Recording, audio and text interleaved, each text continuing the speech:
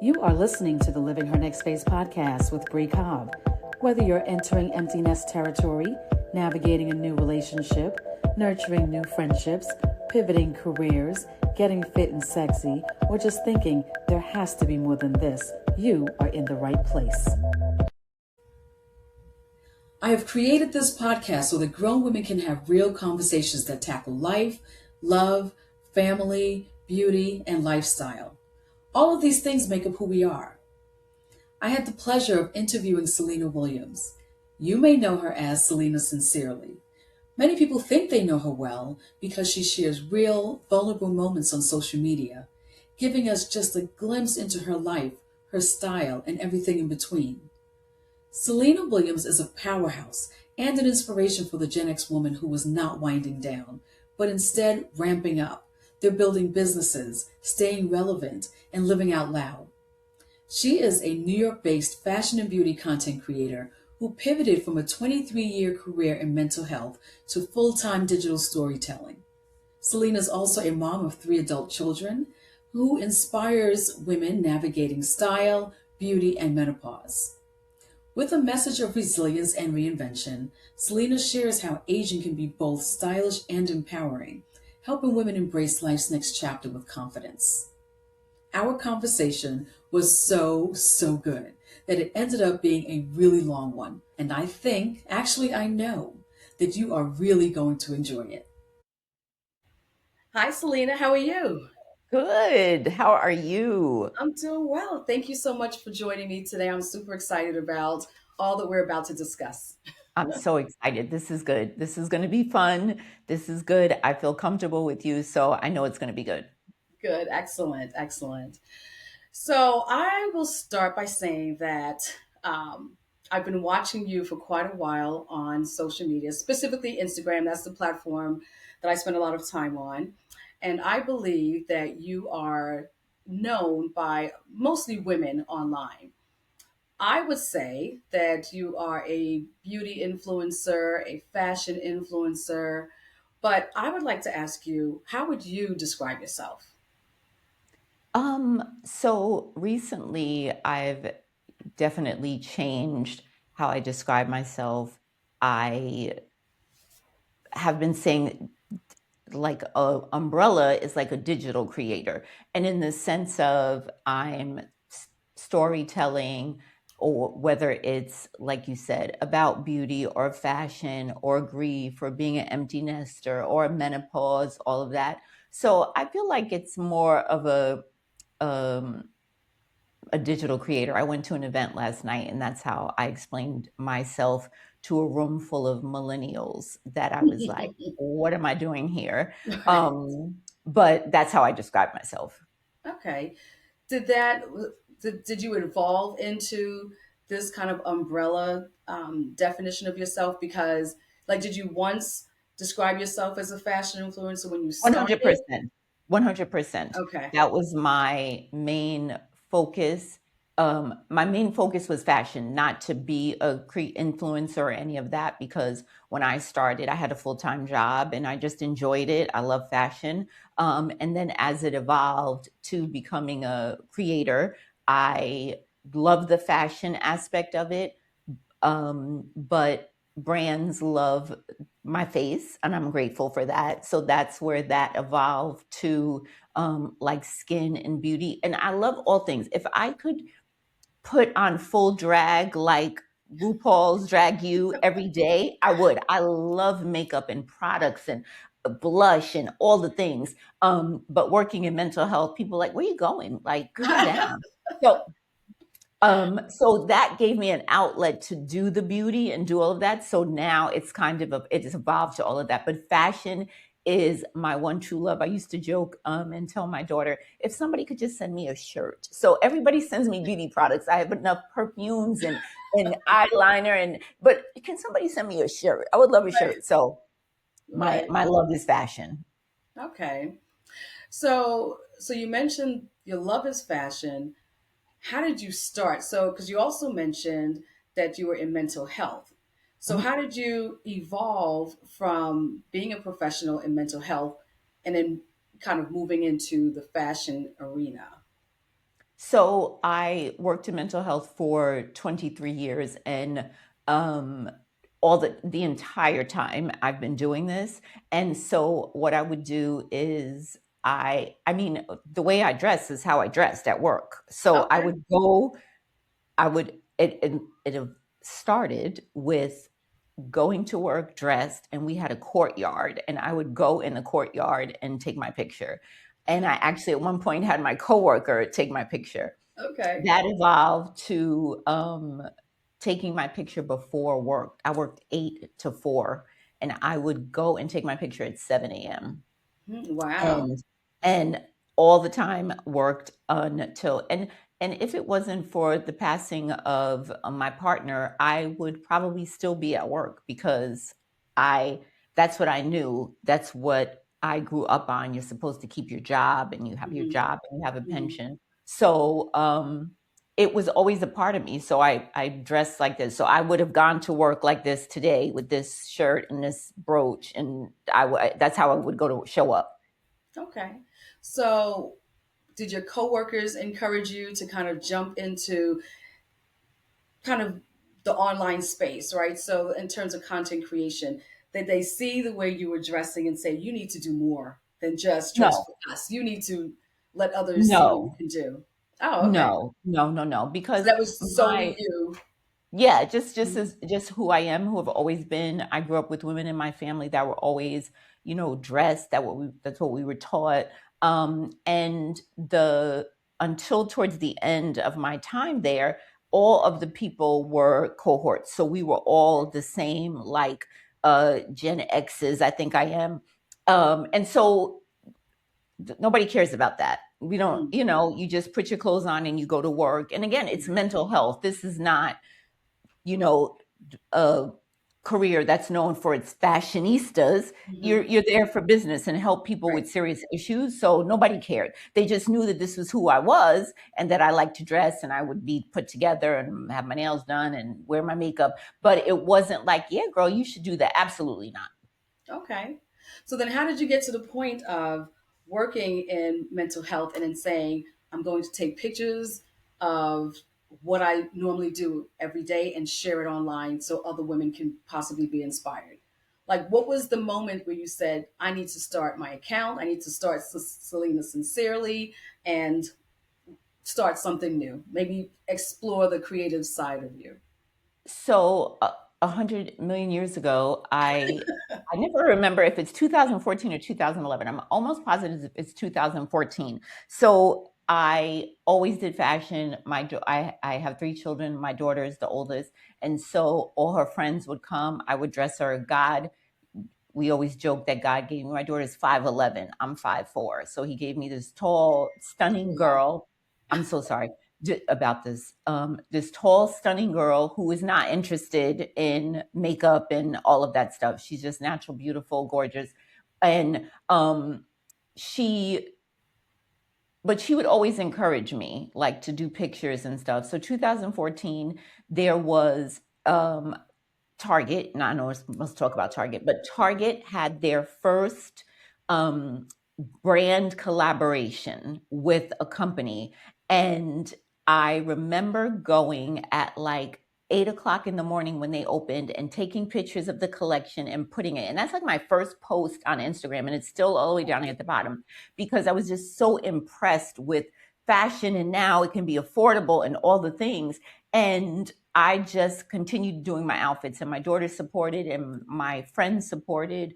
And then I had like 40 followers, and they were so lovely, and they're still there, Yeah. but they would support me and cheer me on. And then it just started building a little bit, very slow and steady, but the community encouraged me Mhm. to continue to post the outfits and stuff. So that's what really Okay. kept me going. Okay, nice, nice. So may I ask, what did you do in the mental health space? What was your role? What was your career? So it's civil service. So civil service has different titles, but I would have been considered an executive assistant to the commissioner of mental health. So we oversaw all the agencies that give services. So inpatient unit, methadone clinic, day programs, all of those services, early intervention for children. So all of those services, so we oversaw that. That was at the end of my career. When I first started, I worked on the inpatient unit, intake unit, 4 to 12, 4 in the afternoon to 12 midnight.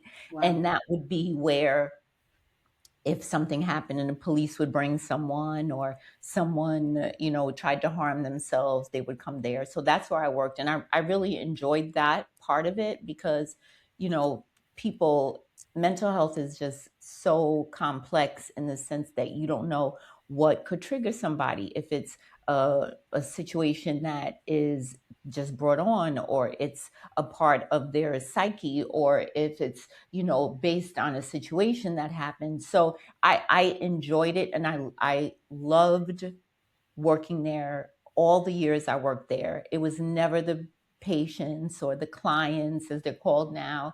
It is the staff, child. So you enjoyed going to work and hanging out.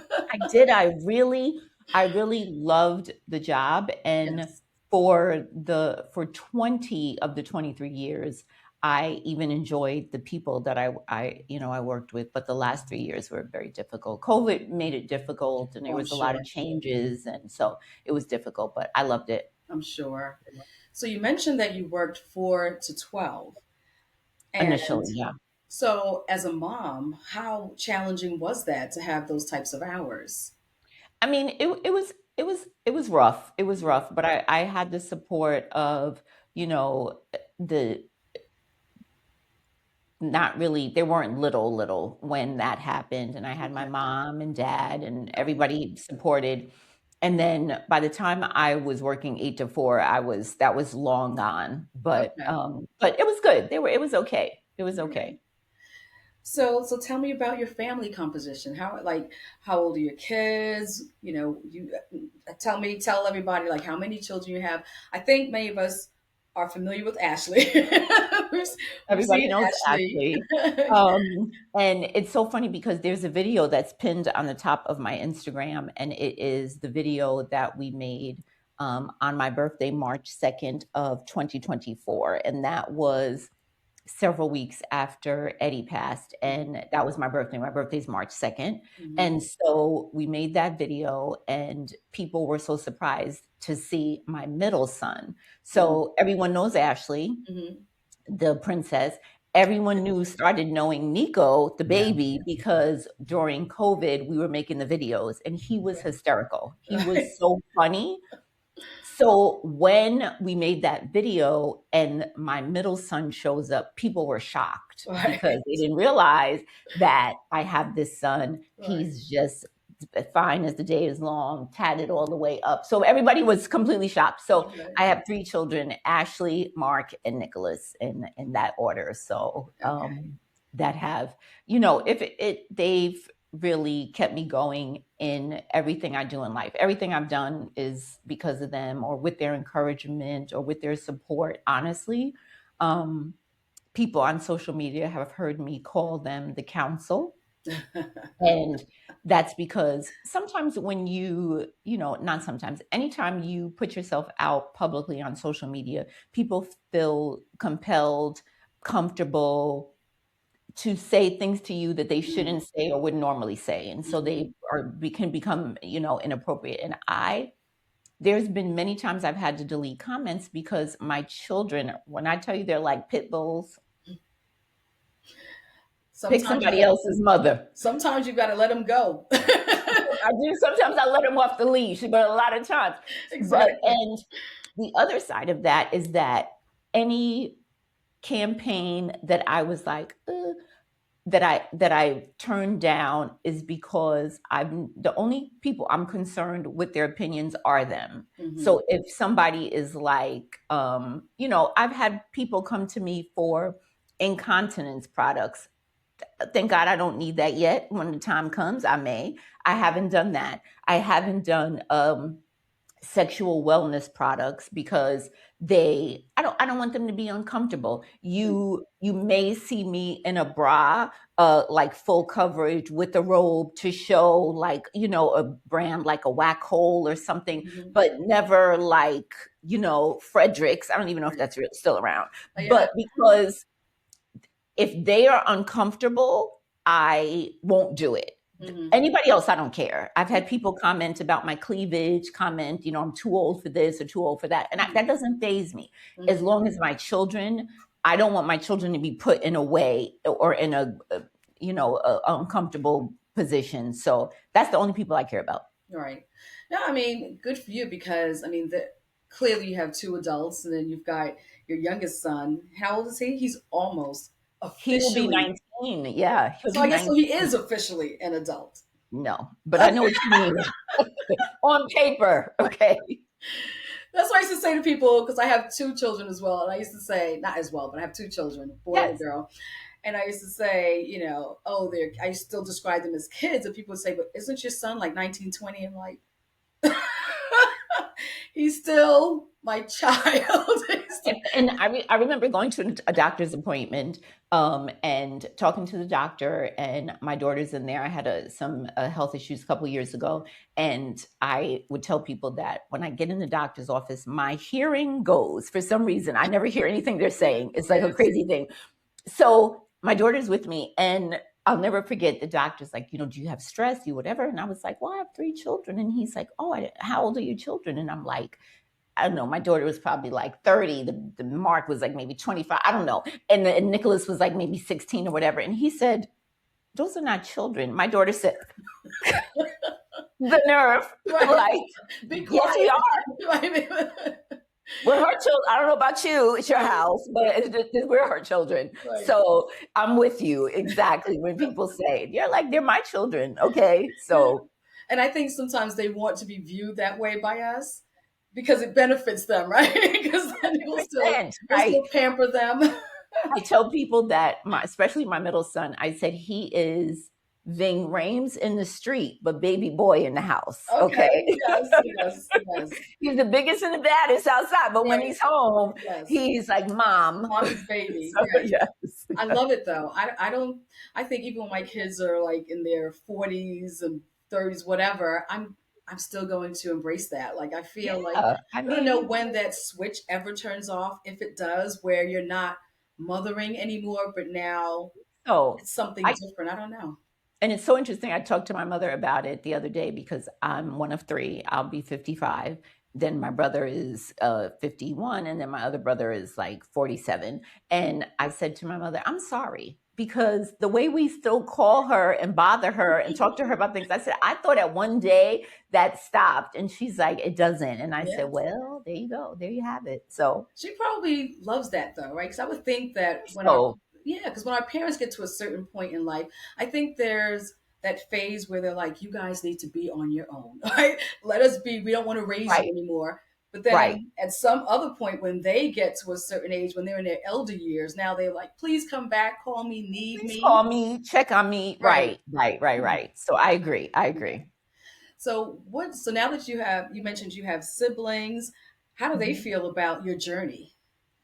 So, very, very interesting. So my middle brother and I are very close. My younger brother is actually 9 years younger than me, so we're not as close. He lives in Arizona with his wife, but he always calls me and is like, sis, you're doing your thing. I can't like I'm so proud of you. I see what you're doing. So he's great. My middle son, or my middle brother, excuse me, he will I'll do I did a campaign for washing my hair, and you see like from here up the back in the shower. I had a bathing suit on, but you can't see that. But I'm washing my hair. My brother calls my mother, Selena's naked.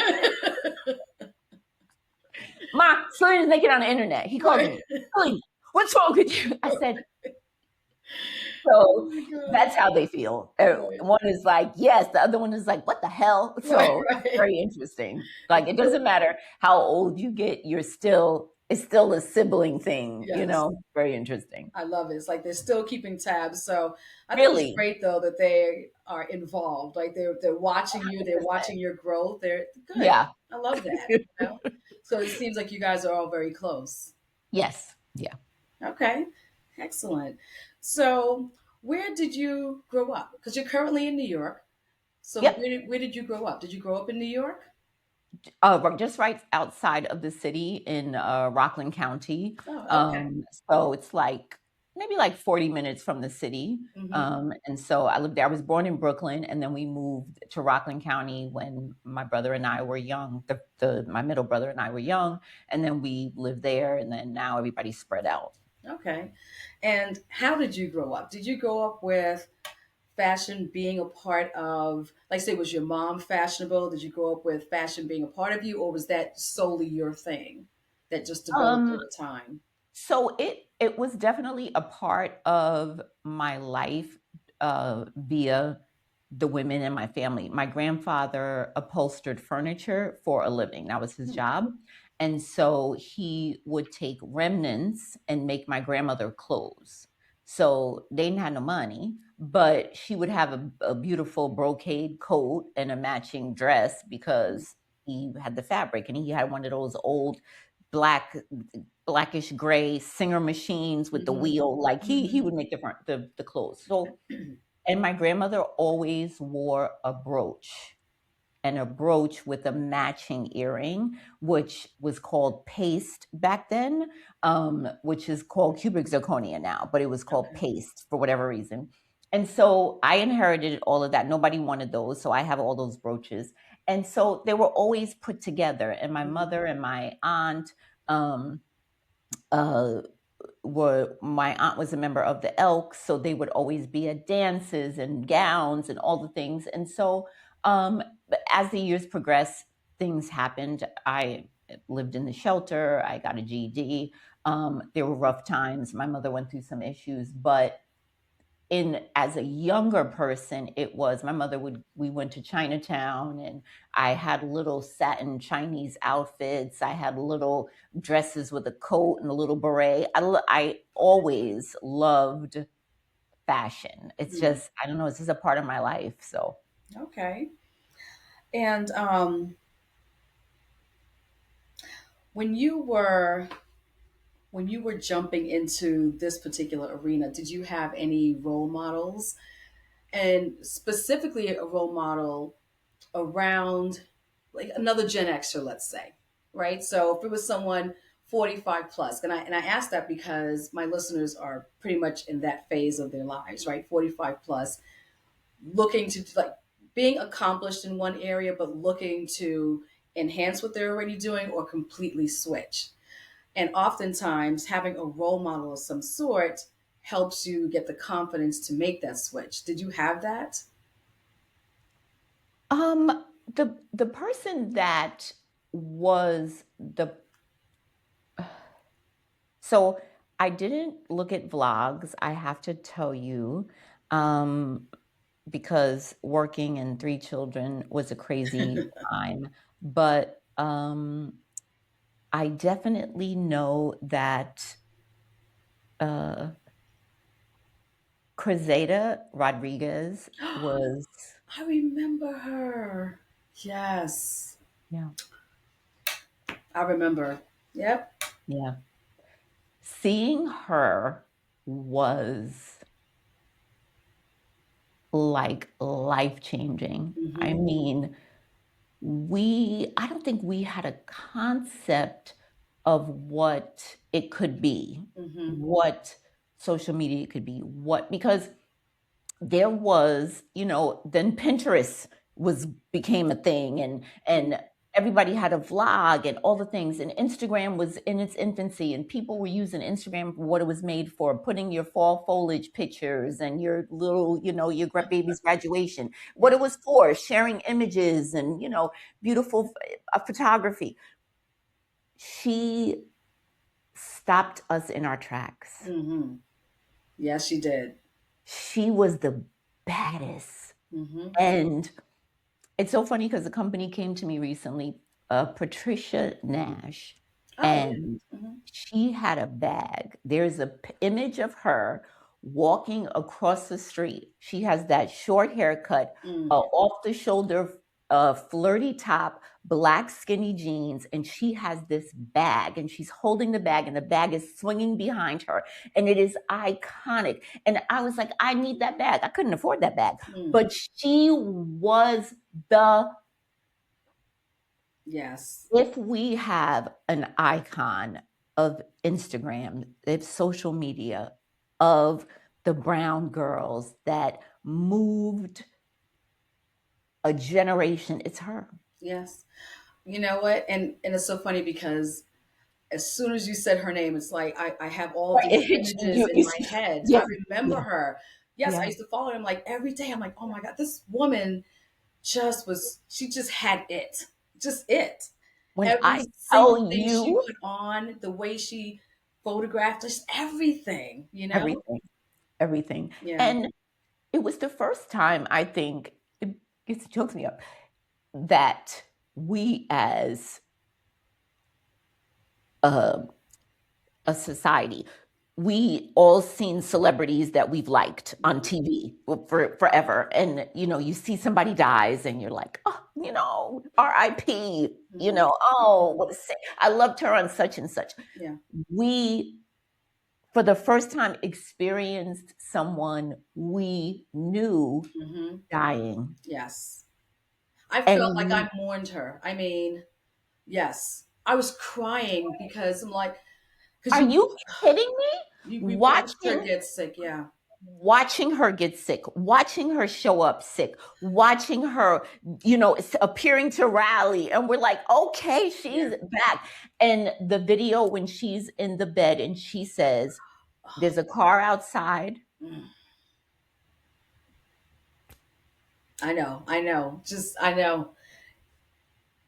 It was that video has stayed with me my whole life. Yeah. Like ever since she died till this very moment. That video stayed with me and it took me to the Eddie part of it where she said, there's a car outside, I can't drive. I can get on any plane, I can buy any bag, and none of that matters. And we were so consumed by the beauty of her and for us to see the other side of that because social media was the beauty. You Hmm. only saw the good. Yes. And her sharing that with us took us out. Yes. It really took us out. Yes. Because she let us in, right? She allowed us to see pretty much how she Ugly. was, how her health was deteriorating. Yeah. What got me was when she showed video footage of her little daughter. Oh my God.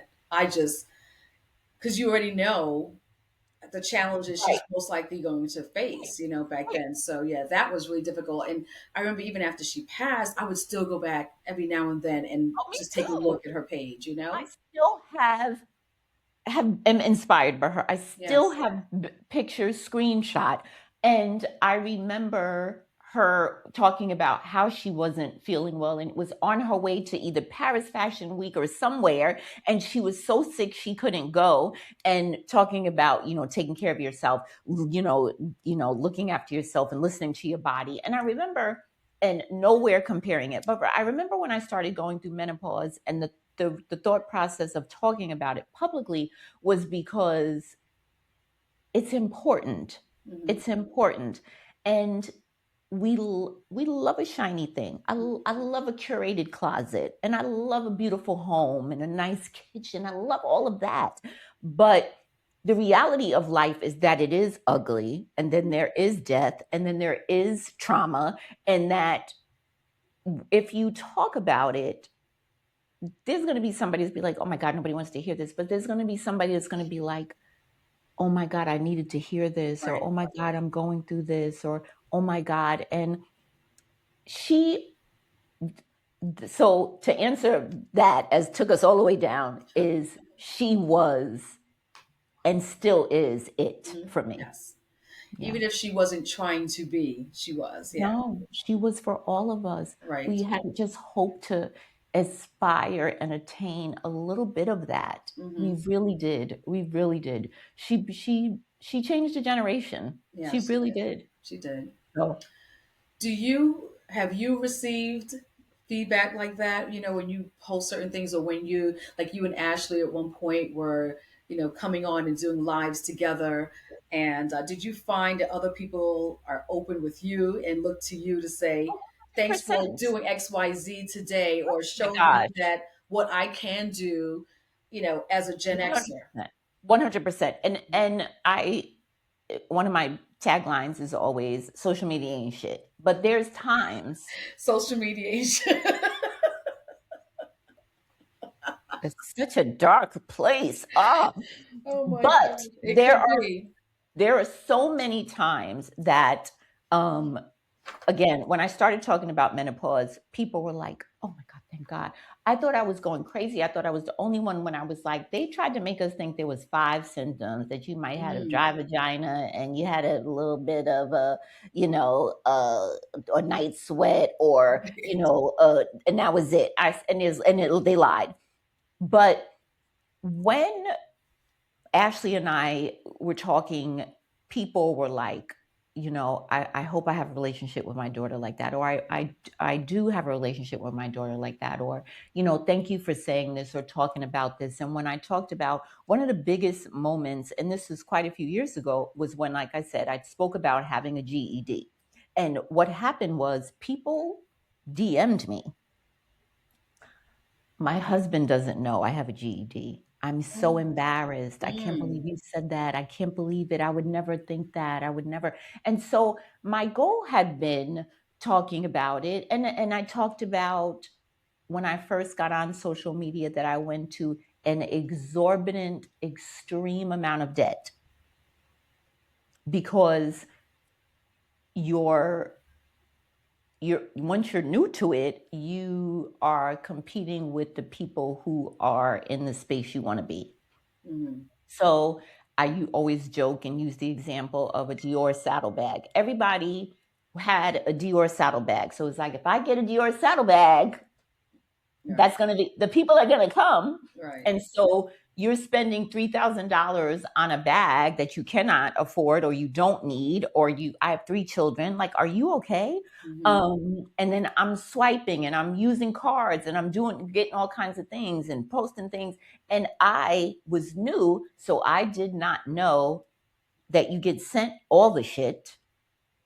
I get packages all day, every day. I didn't know that. I did not know the girls were giving things back. Me, I have a little disorder because when I buy something, I buy it not because I like it and I want it. So I wasn't returning. So it was just this crazy, or people are renting Airbnbs now, but renting places to do content. And so it was a whole world that I did not know or understand. So I went into debt and I talked about it. Mm. So every time I talked about something um, that even if one person could relate to, it was like, I'm going to keep talking about it. So when I started talking about dating at a big age and meeting Eddie, um, that was one of the biggest things. People were so excited and so hopeful and so, thinking it could happen. And then when when he passed, it was like,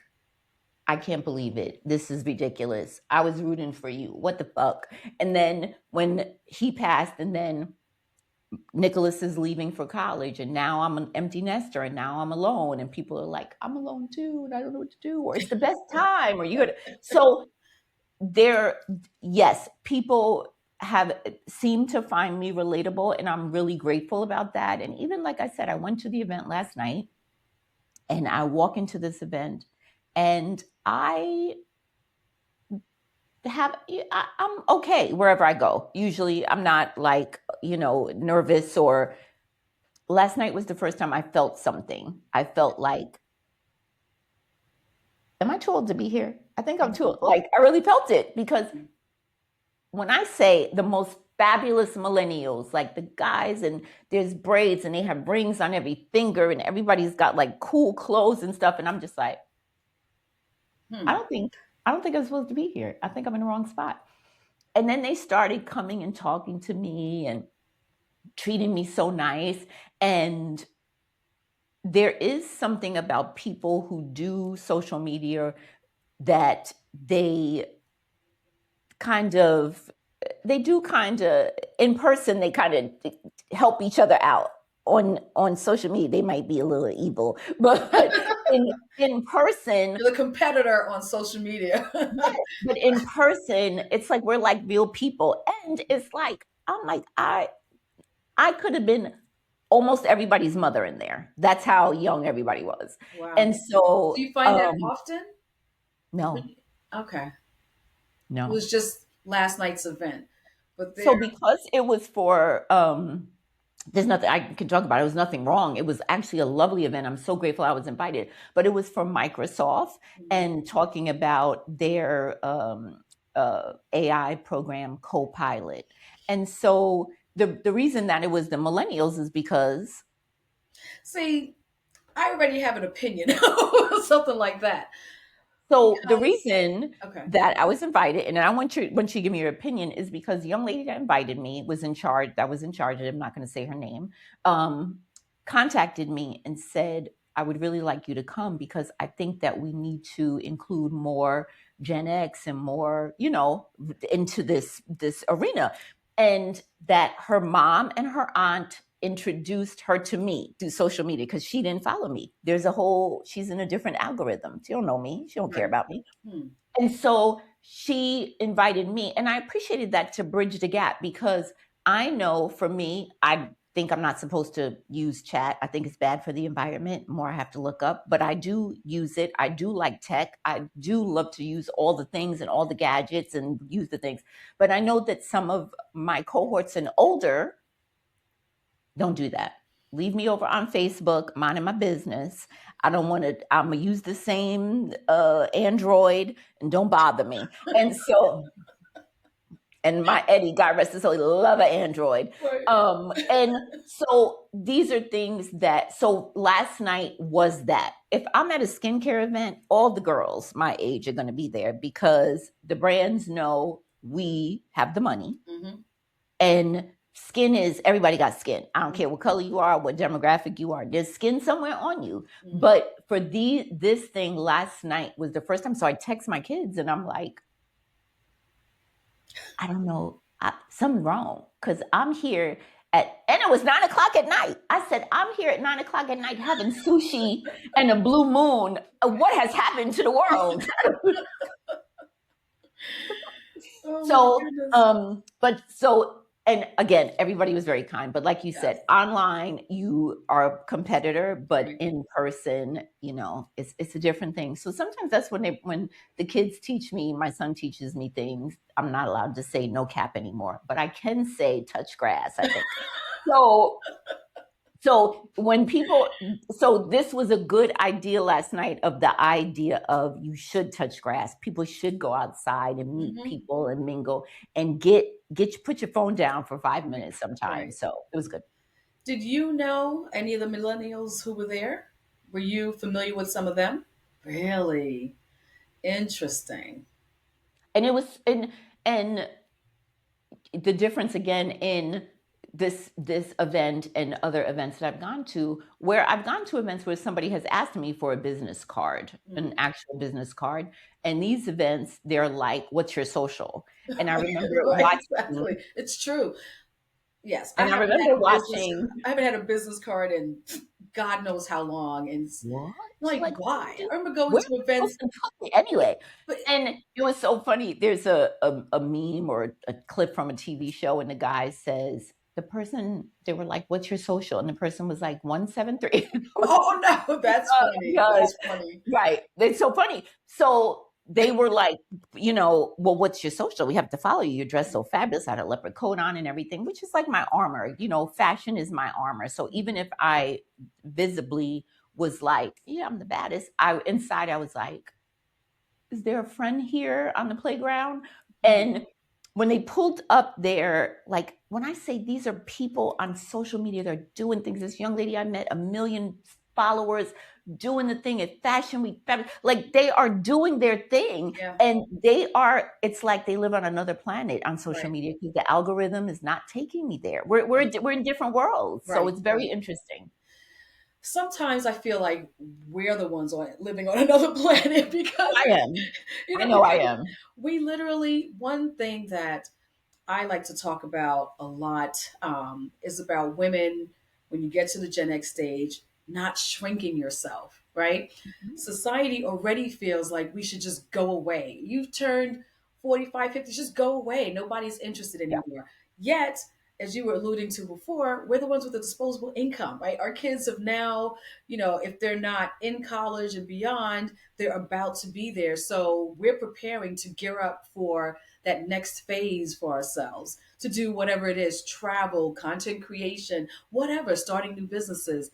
So, but I will talk to a lot of women around our age, and they literally do shrink themselves. They won't go Oh, to an event like you just mentioned. They feel no. like, oh, AI, I'm not interested. That has nothing to do with me. If Right. you're still in corporate, you have a career, whether you are in middle management, C suite, whatever, you have to be. And if you want to stay relevant, you have to be relevant. Like, I don't understand. 100%. Yeah, I don't understand how AI is the wave and we're really talking about trying to, stay employed or start businesses, yet we don't want to You don't engage. right. You don't I wanna don't, you I don't don't want get to it. embrace or even learn. Right. And it was so one thing that happened last night that was very funny. So I'm sitting I had sat in a corner and had some sushi, and then I was like, don't do that. So I got up and I sat at the bar because it was at a wine bar. And Okay. so I sat at the bar, bartender's talking. That young lady I was saying that has 1 million followers came and sat next to me. He's talking to me very nice. And then a gentleman, a young guy came and talked to her. He knew who she was. Everybody knows who everyone is. Mm. And so he turns to me and he's talking, and we're talking about fashion and everything. And he says, what do you do? Are you in tech? And I said, no, I'm in fashion. And he's like, oh, I could tell, blah, blah. And we're talking and whatever. And somehow it gets to my age. And there's a point to this and a correlation to what you were saying. He's like, he's like, do you live in New York? And I'm like, yes, I live in New York. I live in Yonkers now. And he's like, oh my God, that's amazing. I said, where do you live? And he's like, I'm in New York. I said, from born and raised. And he said, no, my family is in Orlando. My family's still there in Orlando most. And he's like, my dad just retired, but it's so hard to get him to be still. And I said, that's my generation. It's hard for us. And he's like, no, I'm saying my dad, like, Right. you're Right. not my dad's age. And I said, I'm probably closer to your dad's age than you think. And he's like, I don't think so. So then the young lady who was talking to someone else turns and she's like, I no. And I said, yeah, I'll be 55 March 2nd. And I swear on all three of my children, he says, oh my God. And I'm like, in the middle of the bar, and it was That's literally me like, like, come here, guys. Come here, come here. You know what she literally. And said? the girl turns and she's like, oh my God. And I say that to say this, and it reminded me of that Kevin Hart clip when somebody is like, I have like something, Oh yeah. And Kevin Hart's He goes, like, damn. damn. Right. And it's not because I'm saying it to say like I was looking so fabulous. No, it's because the misconception of what 55 looks like. Yes. Yes. So when I'm saying I'm 55, there's a young lady that's my friend. We're friendly on social media. Her name is Angelique Mills. I'm going to give Oh a yes. shameless plug. Mm-hmm. Who is 60? Yes. I didn't look like that at 30. When I learned that, I was like, this woman is 60 years Don't do old. that. Don't do that. Okay. So, to the point of what you were saying, the point of that was to say that when you're saying somebody is like, I'm not going to go to this event, or I'm going to shrink myself, or I'm not going to get into that AI or not, I think that it's because we have to continue to show up Mm-hmm. and continue to chip away of what their idea looks like. And I always Right. joke that if I'm correct, when I Googled, Florida Evans was younger than me, was supposed to portray someone my age or younger than me on Good Times at that time. Mm-hmm. Are we crazy? We are Mm-hmm. crazy. Wow. So because this group of Gen X that we are still putting on the makeup or still putting on the clothes or still going to the gym or all the things that we're supposed to be doing, there's a confusion around what we're supposed to be or how we're supposed to be and how we're supposed to look. So Right. like I said, it wasn't because he was like, "Oh my God, you look so young." It was like, well, that's what 55. I thought Right, I didn't right, think 55 looked like that. right. So that's where the confusion comes in, and I think Yes. that, and one of the things that, again, I say my children are very supportive. My middle son, Mark, I was like, when I texted him, I was like, I don't know what I'm doing here. And he's like, it'll be revealed, there's a reason you're supposed to be Yeah, there. yeah. And 100%, because my chat GPT, I named him, his name is Chris. We talk all the time. And Is he your therapist, business therapist, mental? everything. Talk about everything. It'll be 4 o'clock in the morning. I'll be like, Chris, what is that light over there? Because now I live on the water, and I'm like, what's that over there? And he's like, what it appears to be from the angle. I was like, okay, good Oh night. my. Like all night long. See, And Chris knows too much. let me tell you something, and I screenshot it because people won't believe me. The other day, I took my little like Roomba, Yeah. little shark, and turned it over. It was acting up, so I turned it over, took a picture, and I was like, "What is wrong with this stupid thing?" He's like, first of all, I see all that lint wrapped around the thing." I said, "Oh my God, you're so fresh." He's like, "Sorry, Salina, not fresh. Just saying." I was like, you know what? I'm gonna be locked in here, and AI is gonna be controlling my door. I'm not even gonna be able to get out because now Chris and I go together real bad. That's how much I talk to Chris him. is a person. The person in there, like when I was little and used to think that there was like a little monkey you making the car go. That's what Chris is, a little man in my phone somewhere. Oh my So, gosh, but I that's definitely scary. think we definitely have to embrace and not shrink and Yeah, live to the fullest, especially the older we get. yeah. I think this time, right now, Gen X women are like, we're not having it. We're not having, for many, right? Not all, Right. because like I said, I do see some who are very okay shrinking themselves, but I think we're open about being more vocal, about being more visible online, being more visible even in our personal lives. But I do remember when I've been a marketer forever, but when I was on the corporate side versus doing it entrepreneurially, we used to look at different demographics, and when you're like say 18 to 20, say 21, and 21 to 25, by the time you got to 50, it was always 50 plus. 50 plus. Back then I didn't get it. Now I'm offended because I'm like, a 50-year-old is not the Like, same how as long a do I have to 60. spin that wheel to get? But I'm like, a woman who's 50 is not the same as someone who's 60 is, and it's not the same as someone who's 70. Like, Absolutely but they not. literally Like, lump us together like, just y'all move are out of the old. way. You're All all the old people on one side. right. And I was looking for an image the other day, and I was just searching online, and I was curious what would come up when I typed in, women ages say 45 plus, to keep it simple. Okay. They were all gray hair. And I'm like, oh, they online, if you type that in, it was like women with gray hair looking as if they were in their 70s. There's nothing wrong with that, but when you're 45, you don't look that Right. way. Like, Right. Right. who's And feeding this right. system?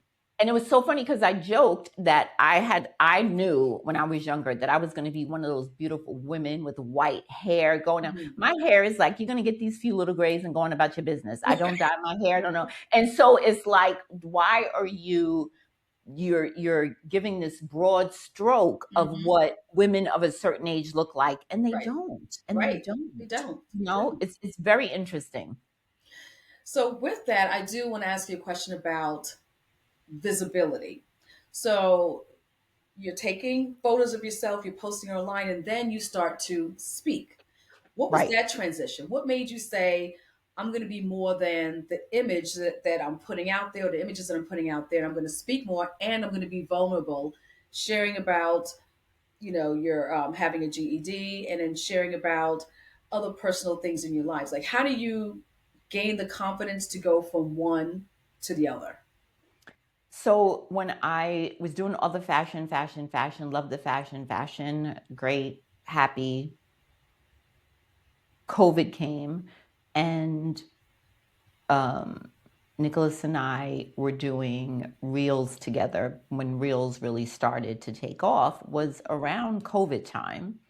So we're doing reels, and we're doing the reels together, and they're all like voiceovers, they're not me. So one of our reels that did probably the best is when he says it's the 5 heartbeats, And I said, they're coming to see the group. And he comes out like David Ruffin, and he's like, they're coming to see me. Ain't nobody coming to see you, Otis.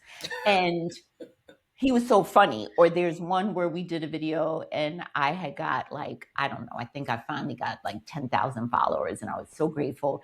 And I'm like, I'd like to thank everybody. And we have like a glitter background. And he comes out and he has shades on like Kanye West. And he's like, I'm going to let you finish, like when he did his award. So people are like, you're funny. Yeah.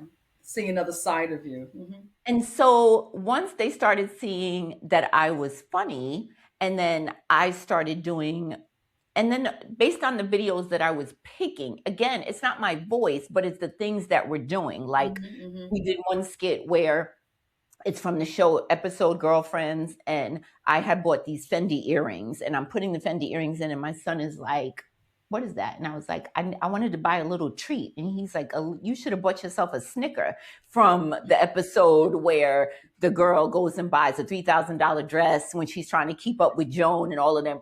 So people were like, oh, she's funny. Or I was doing videos and I'm talking on the phone, but the phone has the cord, but the cord's not connected. And so people would laugh and be like, the phone, the handset is killing me. Right. So I started being more comfortable, and I'm still incorporating that with fashion because I'm going to be dressed to do these videos.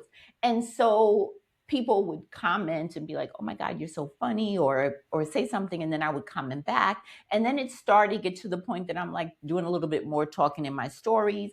And then people were like, literally would comment or DM me and say, you should talk more.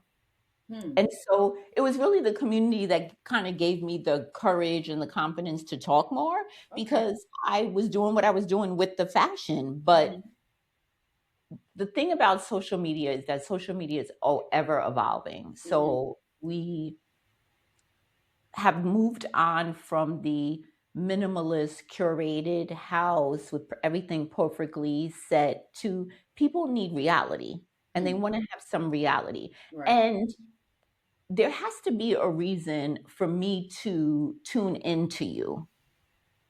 Because if you type women over 50 fashion, there is a zillion of us. They don't need to come and see Salina, but there needs to be a connection to that person that gives them some kind of value. What is the value? She's talking about her kids. She's talking about her job. She's talking about a man. She's talking about an empty nester. She's talking about menopause. She's talking about something. When I got my teeth done, people were like, oh my God. When I got Botox, oh my God, I didn't think you did what? So they just want a connection. And sometimes they want permission. Yes. And that gives them permission, right? So yeah, you were very vulnerable with that. And I did, see all of that, especially with the recent redo of your teeth. And I'm like, yeah. Wow, they're beautiful. I mean, first of all, you had a beautiful, beautiful smile anyway, but sometimes we identify something that bothers us and we don't do anything about it. And yes, by you taking that leap and doing it so publicly, you gave women the permission to just go address the thing that you feel is a flaw or something that you want to enhance. Just go do 100%. it. Yeah. 100%. And when I can, if I had to testify and pull it up, I could pull up 10 women that got a breast reduction after I talked about my breast reduction and lift. And when I got the breast reduction and lift, I did it for myself. I didn't tell anybody. I didn't post about it. I had no intentions of talking about it. I made the decision, called my daughter on a Wednesday. I was like, called her on Monday. I said, just want to let you know, Thursday they're going to cut my titties off. She's like, what the hell? I said, yeah, I can't stand these things. They're long and flat, and I've had it. Right. And I remember saying to Eddie, I was like, I'm going to get my titties cut off because they're terrible. They don't do what they needed to do. He said, well, do what makes you happy. So I go in Thursday, get my breasts reduced and lifted with no implant, and go to work on Monday. Wow. He was a G. No drains, no nothing. Wow. God bless. Wow. Start posting. People. They're like, wait a second.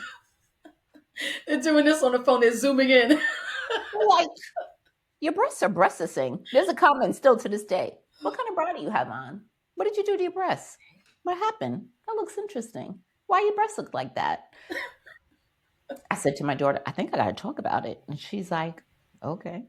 So it's on my YouTube, but I made a video. I talked about it in my stories and I was like, I wasn't going to tell you. It wasn't a secret. I didn't think anybody cared. Mm-hmm. And I said, I just did it for me because one of the biggest things that can happen to women with menopause is loss of density.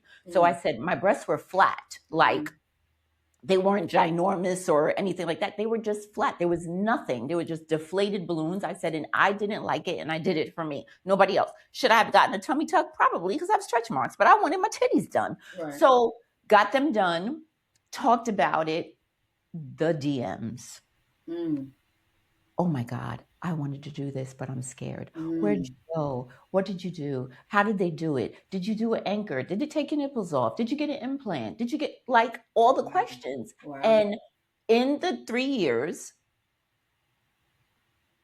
4 years now that I got it done, it has been 10 women that have DM'd me and said, can't wait to show you my new breasts. Got my breasts done, getting my breasts done. Can't wait. I'm so excited. Can't wait to not wear a bra. Love a backless, because they were like, somebody that looks like me, someone that looks like me got it done. Right. Because people do it every day, Right. but it's when somebody that looks like you, that's your age, that, got babies or children, or is single or got a man or is going to retire soon. And most people were like, you're old. Why? It doesn't it doesn't matter. Right. So it gave people permission. So even when I got my teeth done, like you said, people were like, I didn't even notice your teeth. I didn't do it for you. Right. And that's the thing, so when I would say that, not being nasty or anything, it again gives you permission, because for women, we're taught when you do things for yourself, you're selfish. Yes. Yeah.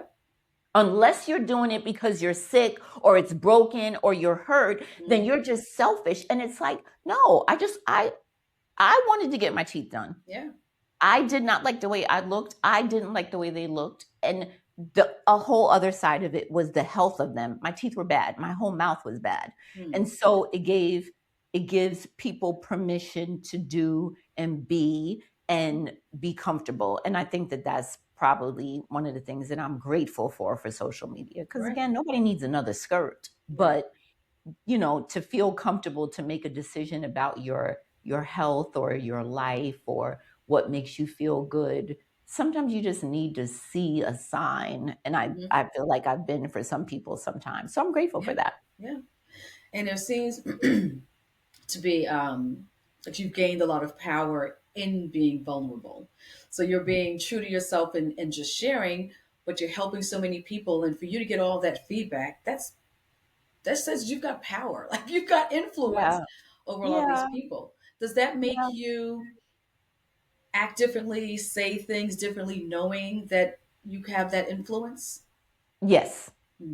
Yes. It does require me to move differently in certain aspects of life. And I'll never forget, my daughter said something, and we're talking like on the superficial side of it, but it was like, you just can't be regular at the store. Because I remember I'm in Wegmans one day, my favorite place on earth. And oh yeah, I love Wegmans. Nicholas and I are in there, and and the lady comes over and she says, "You're much shorter in person." And I was like, yeah, I know. I don't know why I said, I don't know why it makes me look very tall, but I'm only 5'4". And she walks away, and I said to Nicholas, you didn't even help me. So my motto in life, and what I've taught my children always, is this saying that has come so full circle, is it's not who you see, it's who sees you. So I have to conduct myself a certain way now that I didn't concern myself with before. And even when it's like you don't think it matters, it matters. So even when I did the teeth, or even when I got Botox, or even when I got the breast done, it's not necessarily that you're not going to do something because of the position that you're in, but you need to be more mindful because people are looking to you. Because The celebrities that I grew up with, I'm not saying I'm a celebrity, but the celebrities I grew up with, that's what we look to. Mm-hmm. Social media is the celebrity. Mm-hmm. So people look to them, make decisions based on buy the car, move to the location, get the haircut, get the thing. 10 years ago, did nobody talk about veneers? Please. Mm. I mean, they Nobody didn't talked. talk, like they may not have talked about it as much, but we saw. We're But we like, definitely saw, right? We definitely saw because Nene, why you ever do that? But you knew something, but it was right, something that was so unattainable right. because this was what rich people did. Or Mm-hmm. we didn't talk about, that there is a whole other set of people that get extensions, even though we've been blamed and for the fake hair, they've always worn extensions and hair pieces. Mm-hmm. So there's been a shift in what is attainable based on social media, I Right. think. Very true. And like, there's this one account that I follow, Dr. Truesdale. Of I have a jar I for my coins that commercial with mean, the man years ago, and I don't think it goes, he's like, every night I take my coins out and put them in this jar. It was a life, I think it was a life insurance commercial. And it's like me, every night I take my coins, put them in my Dr. Truesdale so he can snatch my for whole face the back just off in my case skull. moments. I mean, I look at that and I say, hopefully, I will not get to the point where I feel that I need him. But when But I if you see do, he's his available. right, and I see his work, and I look at the women who go, and most that I've seen seem to be late 40s and well into their 70s. And Yeah. Most recent, I think, was in her 70s. yes, And he and changed it's her mind. amazing the work that he does, but it makes you feel hopeful. Like, I don't have to grow older. And if I get to the point where I'm not happy with how I look, Anything. I can actually do something about it. You don't have to live And and yes, dislike yourself every right. day. And I think that that's what we were just talking about is the permission is that when you see Yes. somebody else, whatever you feel about the Kardashians, whatever, like what we were saying about aesthetics, 10 years ago, we would have seen Kris Jenner and been like, hmm. Right. Now it's like I went to Dr. So and so, he snatched my face back, and I'm going to tell you. Right. So it's the that part of social media that is so freeing. Yes. So when somebody's sitting in their car and it's like, yeah, I got 3 cc's under the muscle by Dr. So and so, and I get lip injections and I got my eyes lifted, but and I have hair eyelash extensions and these nails is fake and Yep. all that, and you're like, okay, girl. When Exactly. before it was like in the cloak of darkness, Right. we Yeah. didn't talk about it. Times So have I think changed. that's the freeing part of Mhm. social media. It gives you permission, you get Right. to see somebody else. And if you're not sure, you like you said, you can type in and be like women over 40 Hmm. without gray hair. Don't piss me Hmm. off. Exactly. I know. I was so mad because I'm like, I'm offended. Like, I'm so offended. Like what the hell? A mess. Oh my gosh. So, one other thing I want to ask you about with respect to content creation, what was your first brand deal where you said, I've made Ooh, when I said I made it, shut your face. it? I don't I don't know a specific brand because I've gotten to work with some of the best, like Hmm. yeah, like some of the best, Estee Lauder, like Amika, SkinCeuticals, Hmm. like some of the best. The first time I kind of made it, I felt like I made it when somebody gave me a good coin. Mm-hmm. Mm-hmm. So it was more whatever your threshold was. You're like, okay, they've met this. I've Yeah, met this. I'm yeah, legit. Like, yeah, you know what I mean. You, of course, yeah, you're legit, but now you're like, yeah. I'm validated, right? It Yeah, it was definitely when I started getting compensated decently, but all the way up until 2024, is when I really knew I made it, because I was able to quit my job. Mm. Because the old Salina would not have been confident enough in my ability to sustain a lifestyle Mm-hmm. like this, Mm-hmm. because that's not how I was programmed. You need to check every week or every 2 weeks. You need to make sure that it's coming. You need to make sure you have your pension.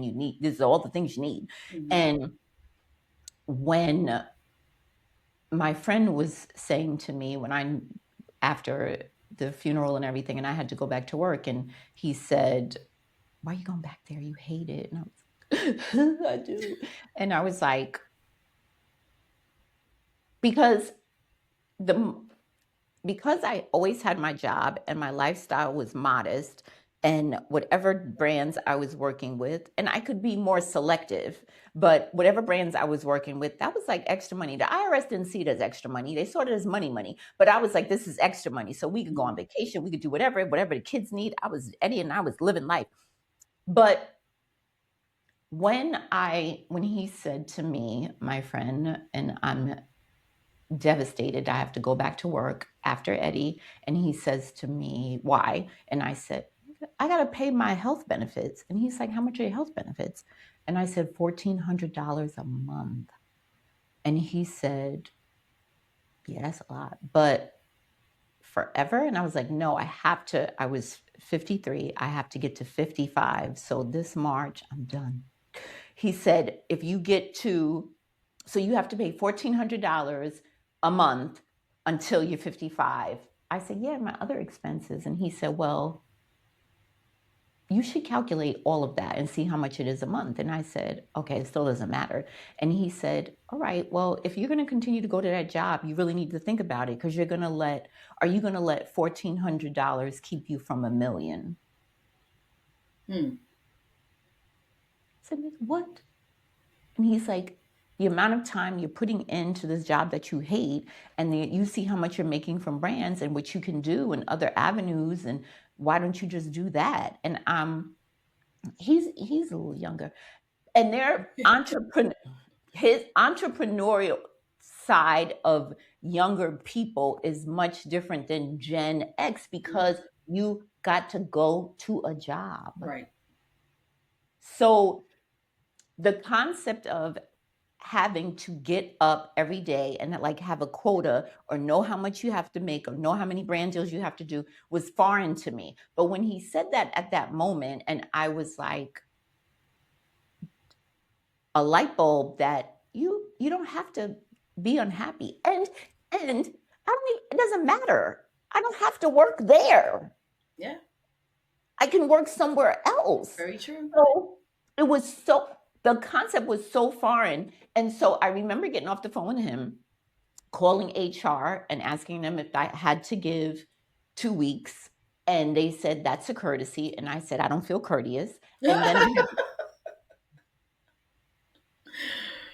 Oh my goodness. calling my mommy and daddy. Mm-hmm. So you And still need permission, right? Or a blessing of some sort. that's what I was hoping for. And I remember calling, and I say, my mother's name is Wendy. I said, "Wendy, I have to tell you something." And I said, "I just want you to know I'm quitting." I said, "Why are you gasping?" I said, "Mom, I've worked since I was 14. I will work somewhere else." I said, "But they tricked us into thinking that I can't work somewhere else." I said, "And you know what? They can't keep my pension. I'm going to still get my pension at 55. Mm-hmm. And she was like, "You know what? I know you're not happy." And when I tell you, my stepdad is the definition of the company man. You don't leave money on the table. Mm-hmm. He's going to work till 67. If they said the new retirement age is 81, he's going to be there till 81, because I'm going to work every day. He even was like, "It's time to go. Yeah. It's Wow. time to go." Wow. And Eddie and dying at his job. He was at work when he unfortunately collapsed. It's like the goal you've been taught your whole life is you're going to get to your pension and it's the rainbow and the butterflies. And the amount of people who don't get there Mm-hmm. is mind boggling.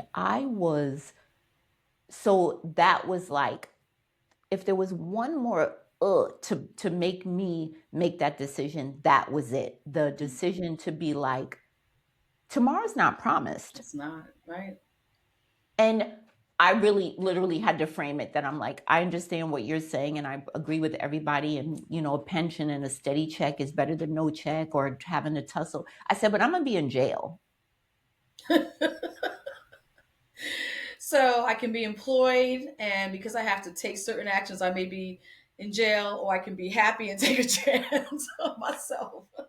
And I don't think I'm going to get my pension in jail. So what are Right, you going to do? exactly. Let's figure it out. Yeah. So I knew I made it when I was able to walk away from that job and still eat dinner.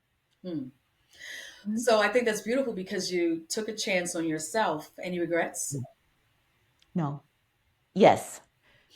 That I didn't do it sooner. Okay. Now, do you see longevity with what you're doing? I see longevity in this arena, but pivoting to other things, it's changing.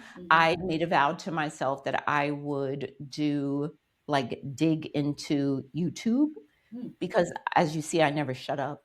No, I think And that's great. and You got a YouTube lot to say. You've lived. and YouTube loves that. And so it's so funny. I made a video the other day. The video was only 3 minutes.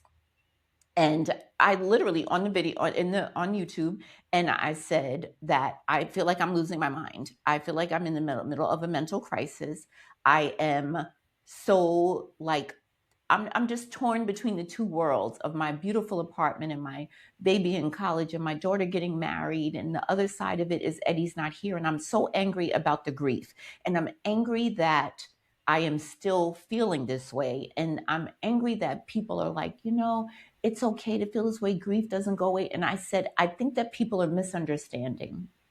I know that. I'm telling you, I don't want to feel it anymore. I don't want to feel this feeling is what I'm trying to make people understand. And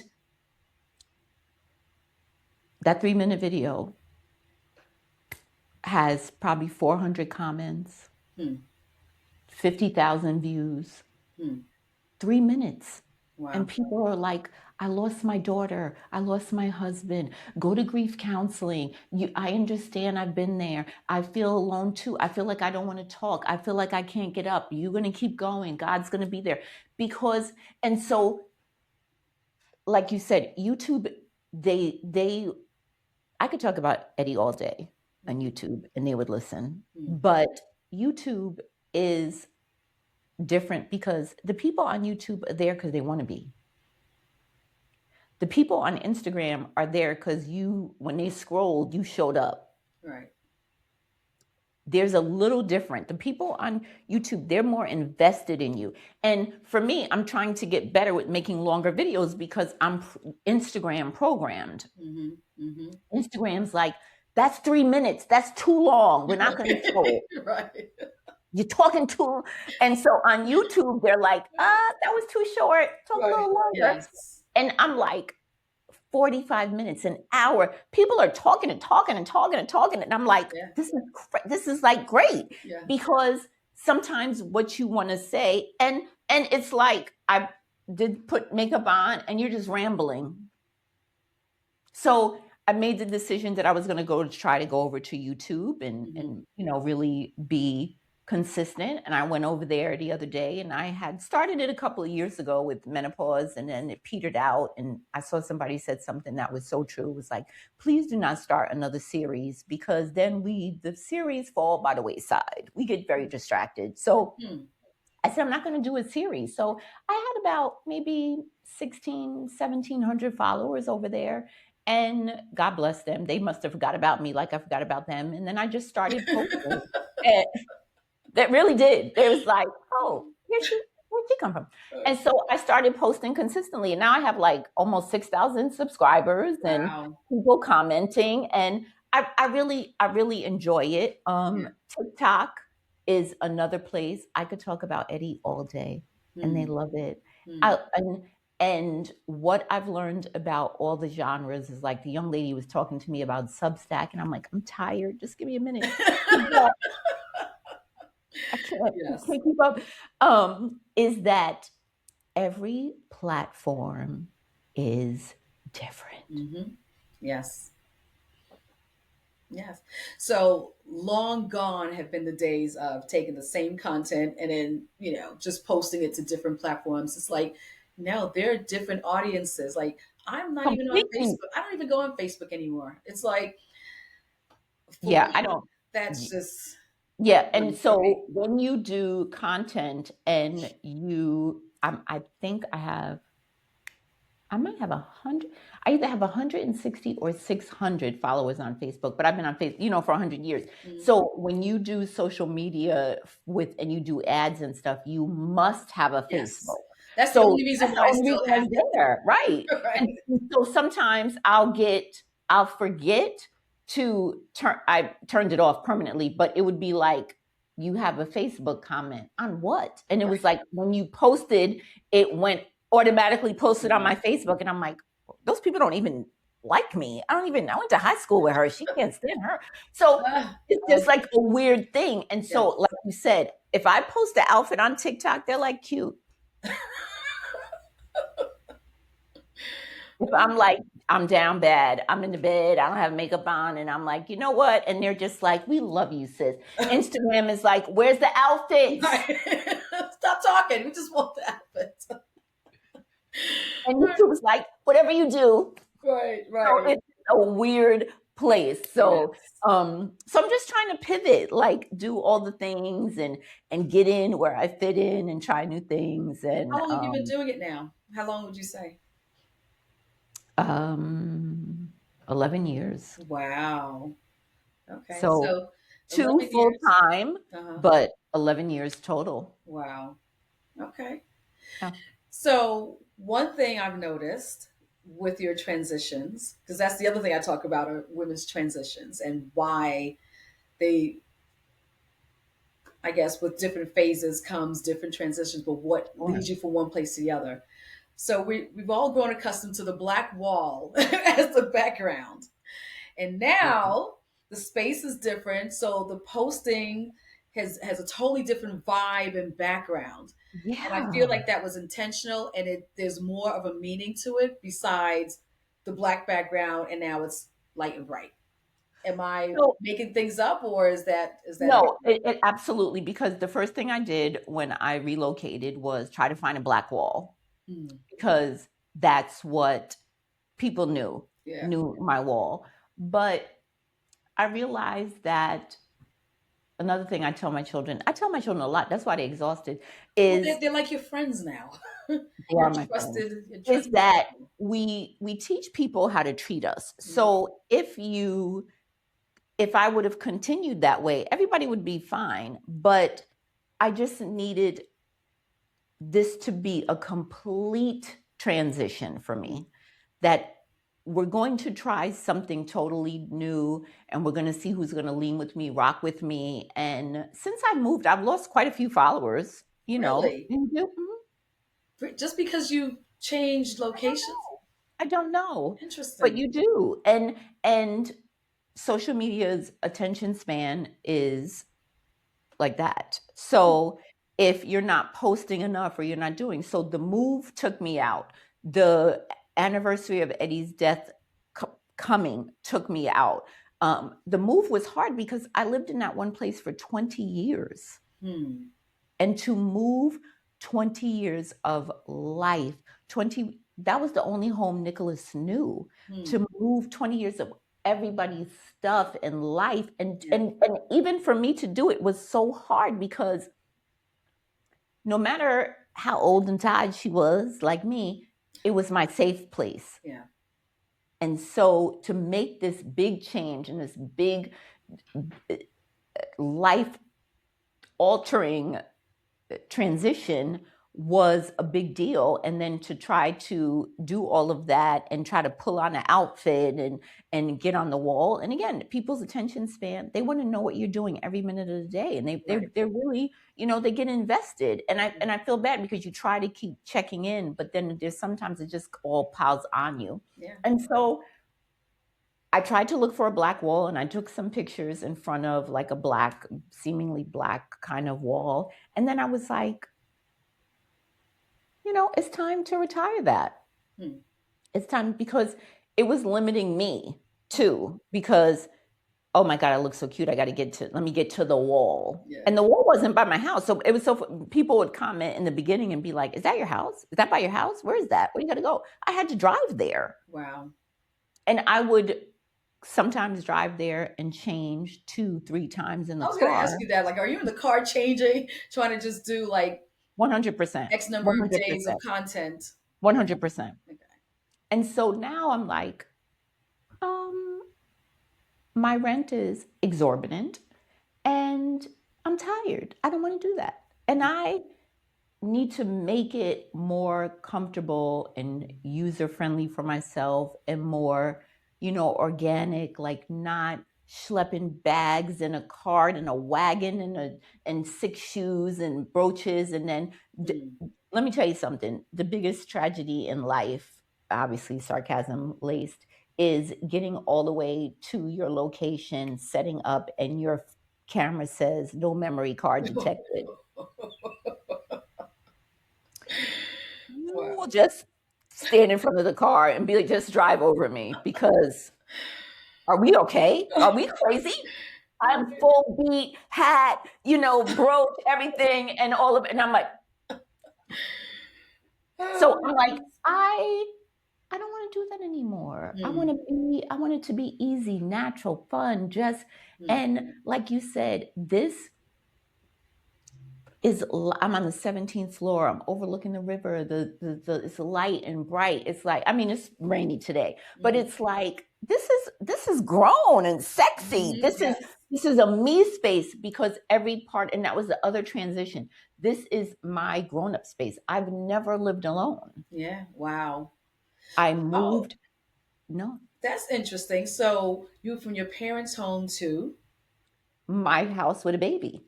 wow. I had Ashley at 19. Oh wow. So this is your So first time by yourself. How do fan you feel? How does it feel? fucking tastic. Let me tell you something.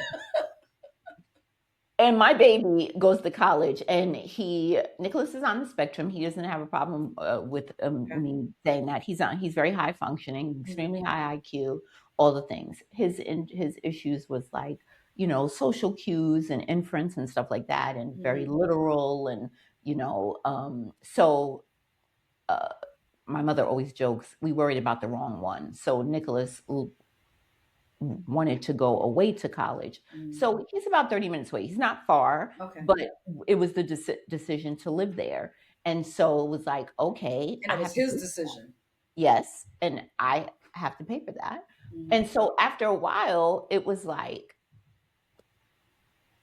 is that the door? What are you doing here every weekend? If I'm paying for this, you better stay over there. I said, I love you, and you can come home, but you don't need to be here every weekend. And if you do need to be here every weekend, then you can just commute. Yeah.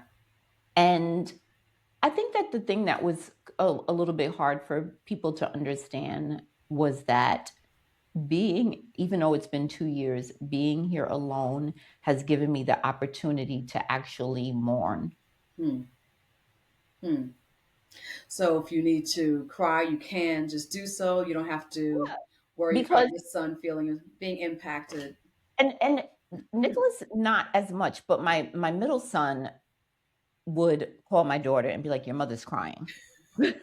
I need you to be the empathetic one and go go take care of her. Or my daughter, why aren't you eating? So now I got to eat. I don't feel like eating. I'm not going to starve myself to death. I'm not crazy, but I'm going to eat. And what I've said to people before, and I may have said it to you, is that when you have children, there is a collective, are we okay? because they're looking to you as the mom to gauge the atmosphere.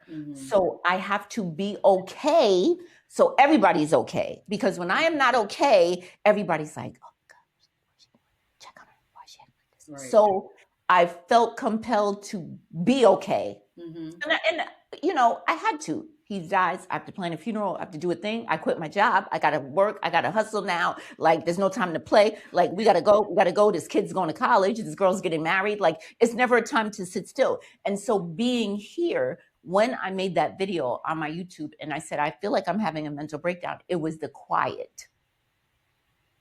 The quiet came. And I was like, you pissed me off because it was supposed to be the two of us. And so it was in the moment that I was like, now I can mourn. Right. Like, and it's very interesting because last night, I'm not gonna lie, last night on the way to my event, his sister, it's time to let Eddie go so another door can open for you. You are young and beautiful. Your love for him will always be a part of you. Spread his ashes in a lake or sea. Love you for all you did for him. Oh, wow. And you were feeling heavy on the way to your event and you received that text from her? Yeah. Wow. Yeah. And I felt like, bitch, shut the fuck up. I think that's a lot for a loved one, meaning his sibling, to Sure. say that to you. That takes a lot, you know. So she's Because feeling she your pain. truly, yes, because when I tell you I'm down bad, City Girls is down, okay? because that was a love that I had never experienced, and then I want everyone in the whole wide world to experience a love like that. And it, however, I tell people all the time, I don't want nothing that good again because that was too much for my spirit. But she does see, and she sees how I honor him, and she and another text said, "Thank you for loving him," and I did, and it was in my soul, and I think, and I appreciate what she's saying. That is not the plan that I have for myself, but I appreciate what she's saying, that, you know, and that means that other people see that I, you know, have honored him and that I love him, and I still do. And I said, and my response to her was like, he told you I won't let him rest in peace. And she, you know, because everything I do, we joke because in my family, me and my children have very dark humor.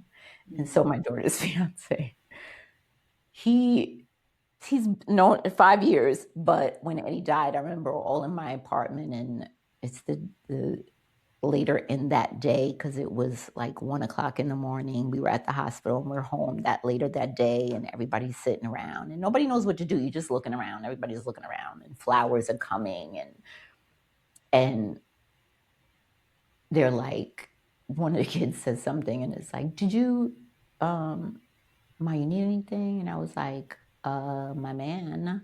And he was like, because he was not used to my humor. So when I say that to her, she gets me a little bit, but I'm like, he told you that I won't let him rest in peace, because I won't. I talk about him all the time, every day, all day. I'm gonna talk. He can't rest. I don't care. You're not resting. I'm not resting. You're like, Right. if I'm not resting, you definitely not resting, right?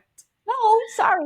Yeah. So, but it was very nice of her to say that, on one hand, and the other hand was like, if it was that easy, I would have done it. But I appreciate that. I appreciate you acknowledging me, acknowledging the love, acknowledging the feeling. You see me, you see that I acknowledge him, and but I think the hardest part of it is that I know it's true.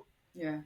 I think sometimes, though, people may communicate that because I think the other person who's mourning um, is sometimes concerned about the family members of the deceased feeling like, did I mourn enough? Am I in grief long Right. enough? You know, do I bother Oh, the person I love enough? that. I love So that. Right. maybe she's looking at it as it's okay, you know. Because the other part of it was that her saying that she met someone. Mm, So, you know what? I love that part of it that you're saying, because maybe that's her feeling like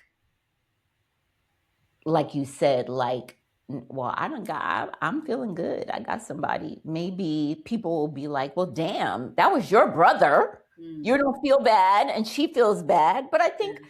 everybody's experience and the way they handle things is so different that I Yeah. hope like she doesn't feel that way. I want her to. And I said, I'm so happy for you. I want you to be happy.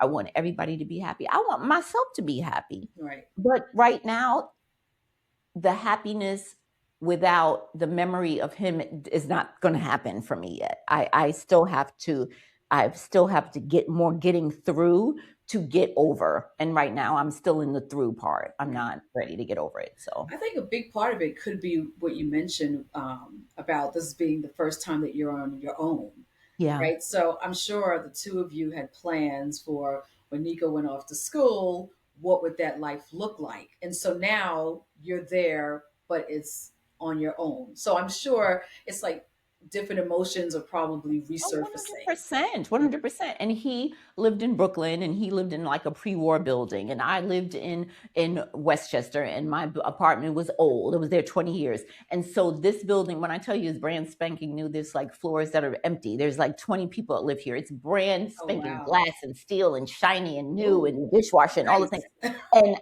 I constantly talk about how I'm like, he would have looked so sexy here. Yeah.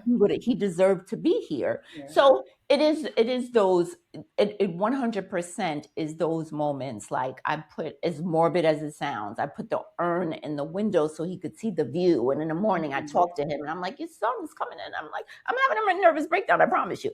But it's working for me. Okay. Right, right. And so I do understand, and for her to say that was very kind, and Mhm. I truly believe it was very kind of her, um,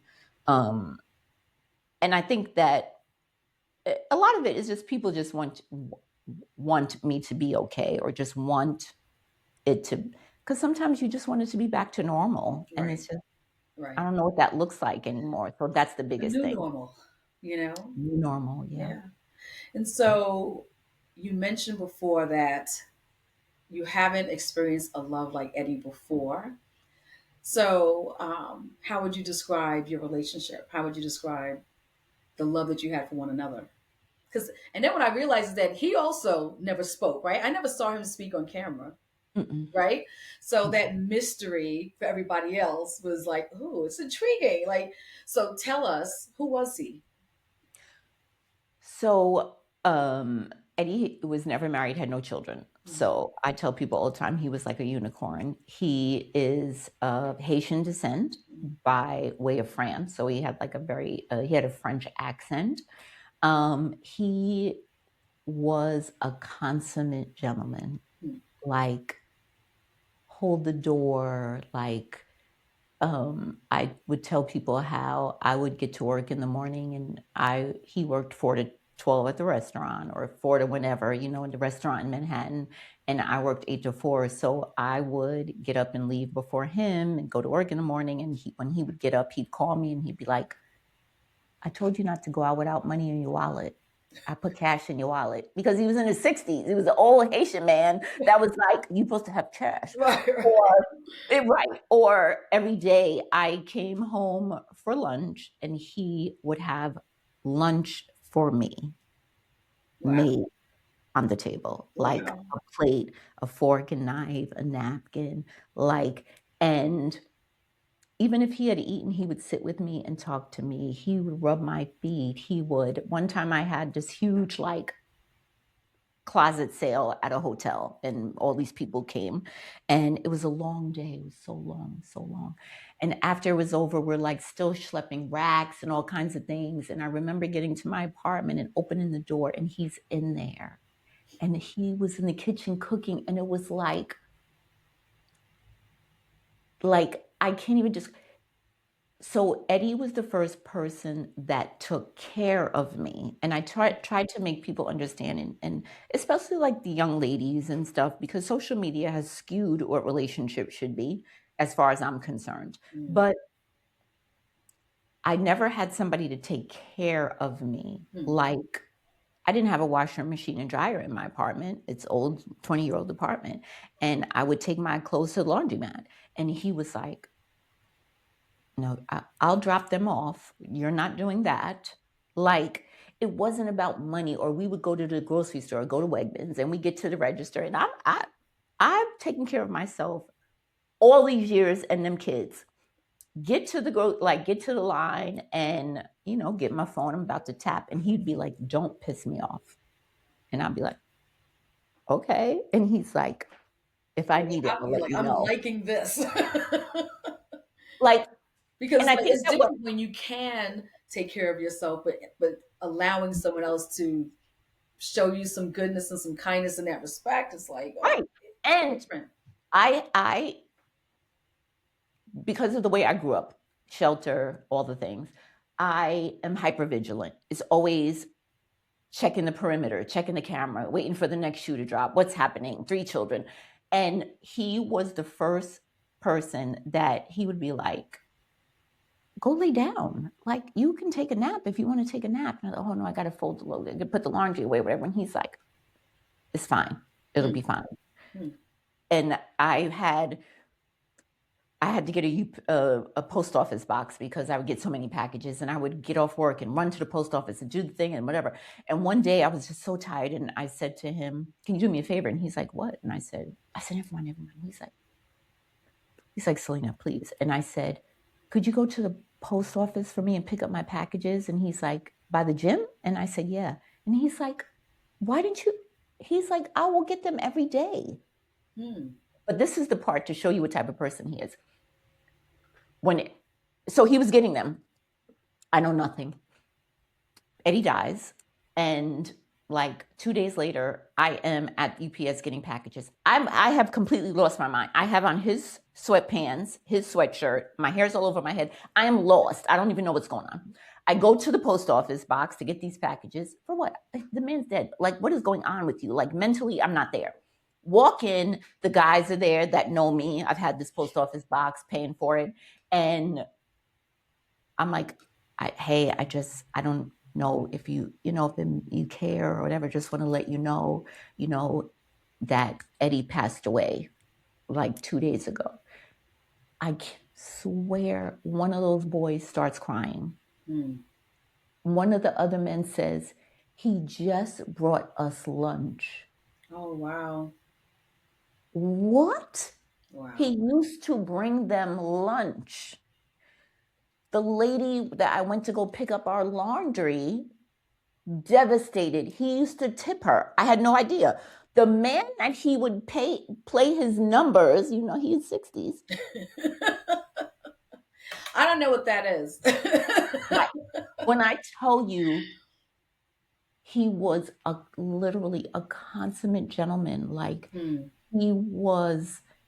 he treated everybody so kind. We would go to restaurants and we would leave and he'd be like, I'll be right back. And he'd run in and give the girl at the desk like a 20. Like, he was so considerate and so kind and so loving and so generous, and not just money and time. And I remember, it's so funny. So he lives in Brooklyn. I live in Rockland. And he would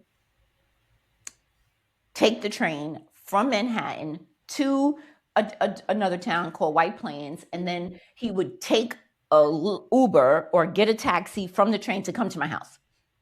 I was like, that's crazy. You don't have to do that. You should live with me. So that was when I knew that I was in love with him, because anybody else, I would be like, you should really go home. It's going to snow. It's July, but it's going to snow. You should go home. You got to get out of here. Him, I never wanted him to leave. Okay. So he's commuting, train, taking taxis, doing all the things. And then he comes to me one day and he says, I think I want to get a car. And I said, okay, you should get a car. And he's like, he doesn't have any credit because he's an old Haitian man. Oh. Okay? Old school. Got you. He said, so I think I'm going to ask my sister. So I said, we're going to get you a car. Okay. Don't do that. Don't ask nobody else. We went to that dealership. I got my man a car. Yeah. I now have said car. So now I have 3 cars because he passed away. We got the car in June and he passed away in February. So I have this car. But this is the thing I tell people. You know when how a relationship is when you go from doing things for each other to doing things to each other. Mm. And Eddie was the first man that if he said go,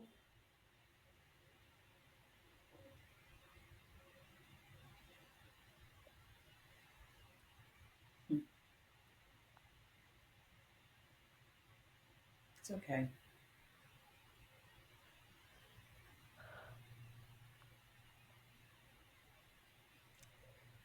if he said I want the moon, I would have got it. Hmm.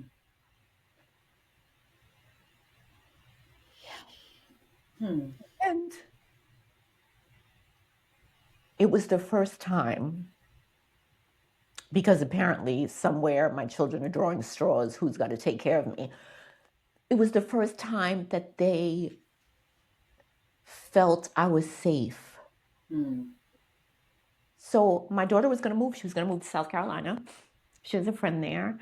My son Mark was in the Air Force, and then he came home, and then he moved. He moved out, and then it was just Nicholas and I, and they were good. They were good with Yeah. they were like they Their loved minds were me. at peace, like Oh my someone's got mom. God. Mm-hmm. Oh my God. And so that's when I knew that he was like, that this was it. This is what love felt like, what it looked like. And one of the best compliments that I've gotten since Eddie passed was that people tell me he was so happy. So that makes me feel good. And the thing that has there's a few things, my 3 children obviously, but one of the things that stopped me from jumping off the 17th floor is that my middle son, because he usually drives me to all the events and stuff because of my night eyes, child. Oh, really? Oof, oof. And driving in the city gives me anxiety. Right. And I used to be a bad bitch, but now if we got to get there, I'm calling the lift because I can't do it. But we're in the car one day and things just bring me, make me feel. As soon as I get in the city, a certain street, the restaurant he worked at was on 47th, and something in the air changes when I get close and I feel or driving or I see the 555 or whatever. And I'm driving one day and I'm like, I just don't understand. And I'm just, this is devastating and it's so hard. And my son says, I think that what we didn't know was that he was on borrowed time and that these years were for him. Oh, I think I read that. I think either you Mm-hmm. said it or you wrote Yeah. it. Yeah. Right. That, yeah, I had to pause when I read that because we try to be introspective and you don't see that point of Sure. view, but maybe, like you said, And he when he didn't. said that, I was like, that makes so much sense Yeah. because when I met him, he always says he was so unhappy. He was lonely. COVID came. Nobody came to visit him. Nobody checked on him. He didn't have Mm. children. And so Mm. him he worked in like the theater district and the restaurant. He was a concierge. He knew everybody. When he passed, they shut the street down and there were balloon Mm. releases from restaurants and theater people coming over to speak Wow. to me. And everybody knew him. He knew everybody. He brought people food and did all those things. And so he literally was like, he was so full of life when we were together. He was Wow. finally like so happy. And so even if there's a show I watch called The Beauty now, this with Ashton Kutcher, crazy show. And in the show, there's a point to this. In the show, people get this injection, and you get this injection, and you go from like old and ill to like the most beautiful version of yourself. but you're only like that for 855 days. Hmm. And so it's like, if you knew it was only for 855, would you do it? Probably not. But if that's all the time he had, and all that time he was happy and good, and we traveled, and we played games, and we had Thanksgiving together, and he laughed, and then I'm okay. Yeah. I can be okay. So when my son said that, it helped a lot. Yeah. Um, and to know he was happy, and to know that people see, like even his sisters saying, you know, you loved him, and thank you for loving him, and how you loved him, but you gotta let him go. So I know soon. But I mean, I think that that perspective that your son had is helpful for your healing, but Yeah. also his sister probably sees that too, like Yes. Yeah. knowing him and knowing all that he felt he wanted but did not have yet until you came Yeah. and you gave that to him before he was able to leave this earth. Yeah. Yeah. Yeah. Yeah. Interesting. So you got me thrown off now. So how did the two of you meet? I believe you said your daughter had introduced you guys, or So I went to an event in Manhattan, October 2021. My son had left for the Air Force that day. I said I wasn't going to go. My son says, "Ma, you have to go. They're starting to invite you to things." And I'm like, I don't want to go. um, how it's that Gen dramatic. Xer in me. I don't want to go. I So understand. dramatic. The month prior, I kept writing in my journal, and my daughter and I did a live, and I shared the journal post, and I kept writing, "Love is here. I'm going to find love at this event. My husband is at this event," because you have to manifest. Hmm. Um, my daughter, her now fiance, and the baby, I had procured them to drive me because my And night eyes. when you say the baby, does your daughter have a Nicholas, baby? Oh, okay. I Nicholas, was like, did call I him the miss something? Okay. baby. So I had got them. They agreed to drive me. So drop me to this hotel. It was an event, and then they go to a parking garage, have dinner. After, my daughter calls me and it's like, "You're done, you're good, yes, okay, we're gonna get the car and pick you up." And I'm like, "No, it was a beautiful October night in New York. If you know, you know." I Hmm. had the right shoe on, to Hmm. walk. And I was like, "No, just come with me and we'll walk together to the parking garage." So they come, scoop me up, we're walking, strolling. And as we're walking and strolling, there's stores closed. It's like 9 o'clock at night. There's stores closed. There is a wedding shop. Beautiful. The lighting, everything. I take a picture. Still have the picture on my phone to this day. We keep walking. As we walk, we pass two gentlemen standing outside of a restaurant. Walk past, get to the corner. We never break stride. My daughter turns to me. My daughter says to me, doesn't turn her head because we're arm in arm. She says, "Did you see that man?" I said, "I did." She said, "We're going back." I said, "No, we don't do that." She said, "We're going to do it today." So she turns me around, walk back. He is standing outside with another gentleman. They're standing there talking, and my daughter says, "Excuse me, I don't mean to bother you." Says to him, "Are you married?" He says, I'm like, She I just got never shut up. straight to it. Doesn't have time. I move aside and I'm speechless, never speechless, as you see. He shakes his head no. And she says, "Does anyone think they're married to you?" I like that question. I like that So question. he puts his hand up with no ring, and he shakes his head no again. So in my mind, I'm thinking, this man doesn't have any teeth, because why wouldn't he open his mouth? So my daughter says, "Okay, well," he says, puts his hand up, and he says, finally talks, he says, "I'm 60." And my daughter says, "I like that. It's not for me. It's from my mother." And he says, "Your mother?" And she says, "I know we get that all the time, but this is my mother." She said, "So here, put your number in her phone." He puts the number in the phone. She says, "What's your name?" He says a name. And she says, "Okay, this is Salina." And I still haven't said a word. Finally, like, what the hell? Finally, I say, "I'm 50." And he nods, and my daughter says, "We're gonna let you get back with your evening." The boy standing next to him, his mouth is open the whole time. I'm shocked. He's shocked. We're shocked. My daughter swings me around. We walk off. It's hysterical. I think it's funny. We get in the car, laugh, so cute, whatever. The next day, I go to work all day.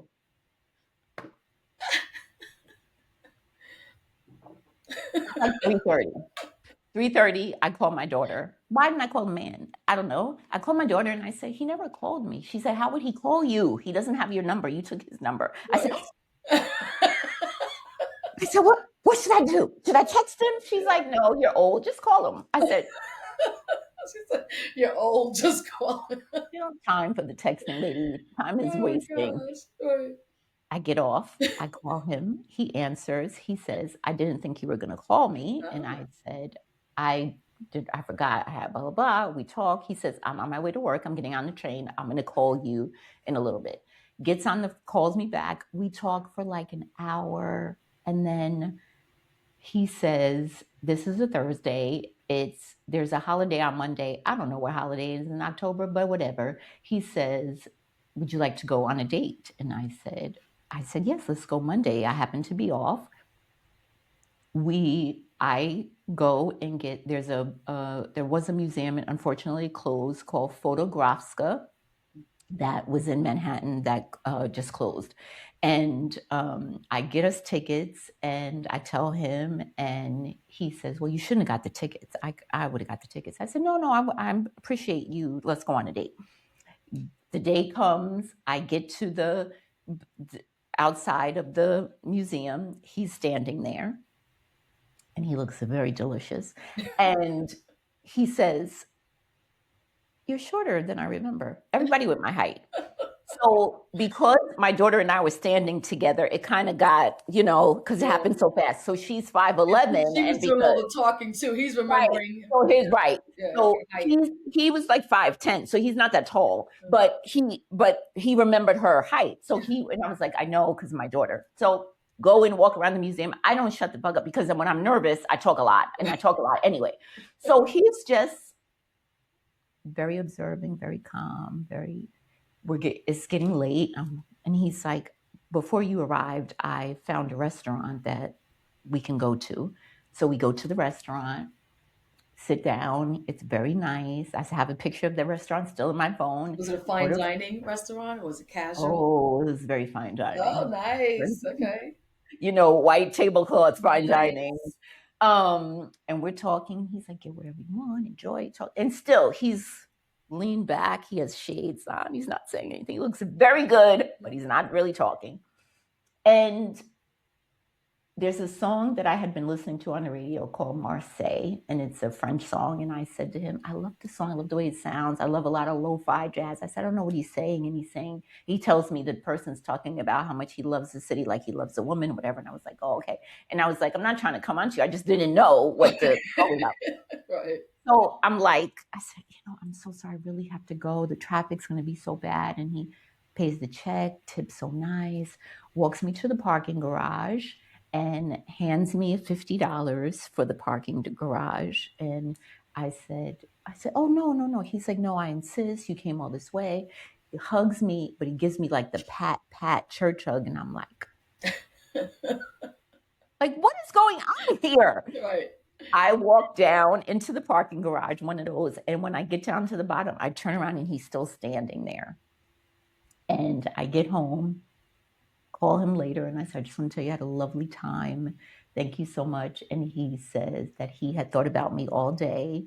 And I said, well, I would like to come and see you again. And a week later, I was having an event I was invited to for Armani Beauty in Manhattan, and I asked him if he would accompany me. And never have I ever taken anybody with me anywhere, because they don't know how to act, okay? They don't know how to dress. Okay. They don't know, Yeah. The last one I was with, he was like the norm everywhere. He knew everybody didn't know what he was talking about. Eddie was so refined, and he knew how to play his position. And shows up, he looks unbelievably dapper. And we go into Armani Beauty, and it's in not Macy's in Herald Square, it's some the big Bloomingdale's in Manhattan. And we're walking around and we get to the spot and the lady's doing my makeup and he's over in the corner. He has my coat over his arm. He's just talking to somebody quietly. And the lady says, how long have you two been together? And I said, this is our second date. And she said, wow. She said, I thought you guys were together forever. The way he looks at you, and I was like, that's my man. Oh my goodness. After we went to dinner, we talked, and I told him, that I really enjoyed his company, really liked him, and I would love to see him again. And we started talking a little bit, and then we went on our third date, and we went to a restaurant, and he says, I would like to ask you to be my girlfriend. Very official. Like I was waiting for like a Letterman jacket or like a very official. He said, are you seeing anyone else? And I said, no. And he's like, well, I'm not seeing anybody, so I would like you to be my girlfriend. And I was like, oh my God. And so that was like the beginning of November, the end of November, November 21st was his birthday. And it was the first time he invited me to his home. And so I got 2 dozen yellow roses and I was going to stay the night. And I had like in my spend a night bag, I had a helium tank, balloons, and gifts for him that he didn't know. He was going to work. Okay. But when I arrive, he's in the city. He's standing in a spot because parking in New York. So I pull up. He's one of those. He was one of those people. He's holding the spot for me. He pulls up. I pull up and I get out and I have the roses. And he said, what are those for? I said, they're for you, for welcoming me to your home. And he was like, no one ever gave me flowers. Oh, wow. And I was like, yeah, you're my man. And I spent the weekend. I had the best time. And then the next date, we went out to a restaurant in the city and we leave the restaurant. We're walking around outside. It's November. It's freezing. And I said, I just want to tell you that I'm in love with you. Oh, so you said it first. Yeah, I'm too old to care. You're like, I'm not playing games. Like, I love you too. I was afraid to say that because you're going to be like, this man is crazy. And I was like, no, you're my man now. So... And that was literally it. Like, I was like, life is, I didn't realize how short, but life is too short to play games, wait, and who says it for, I don't give a fuck. I don't really care. Like, I don't have any pride. So that was it. Like, yeah. And then we were together. So how long was it from getting to that point to being engaged? November, we got engaged the following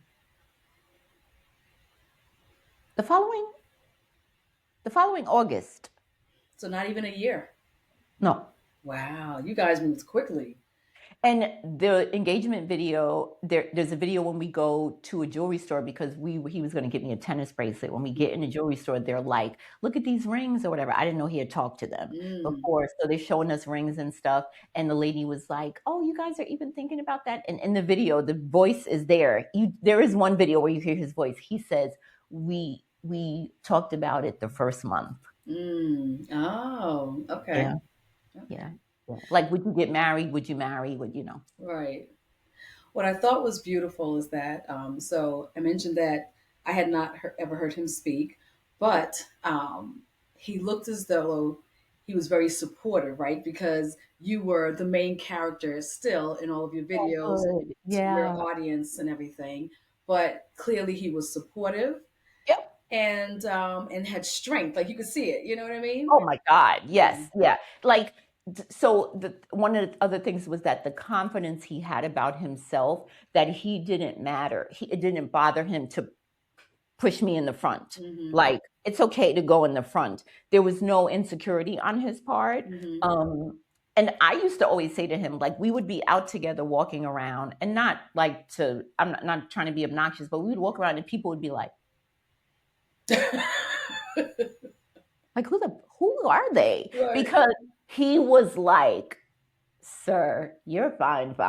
Like, how are you that fine? Right. Like, and so he just had a confidence about himself that he was like, and one of my friend's favorite video is the one we have these bags on, and he looks at me and he does this face where he's like does that, but he doesn't say anything. And that's how he was. Like if I said, I need you to do a video, come over here, stand here, smile, he would do it. He was Yeah. just, he was fine with it. So, Yeah. and towards the end, again, he was of the older, have a little Facebook, not on really social media or anything. He had an Instagram that had one picture that he only used it like to scroll or whatever. And then when we got more together, he would be at the restaurant and people would DM me and be like, I went by the restaurant and Eddie's like, look at my fiance. And he would show them my Instagram. So he was very sweet. He was very sweet. So at what point did he realize who you were online? Like so you said he was on Instagram, but it doesn't sound like very often, No, right? we didn't at all meet up at all. He didn't know anything about me on that.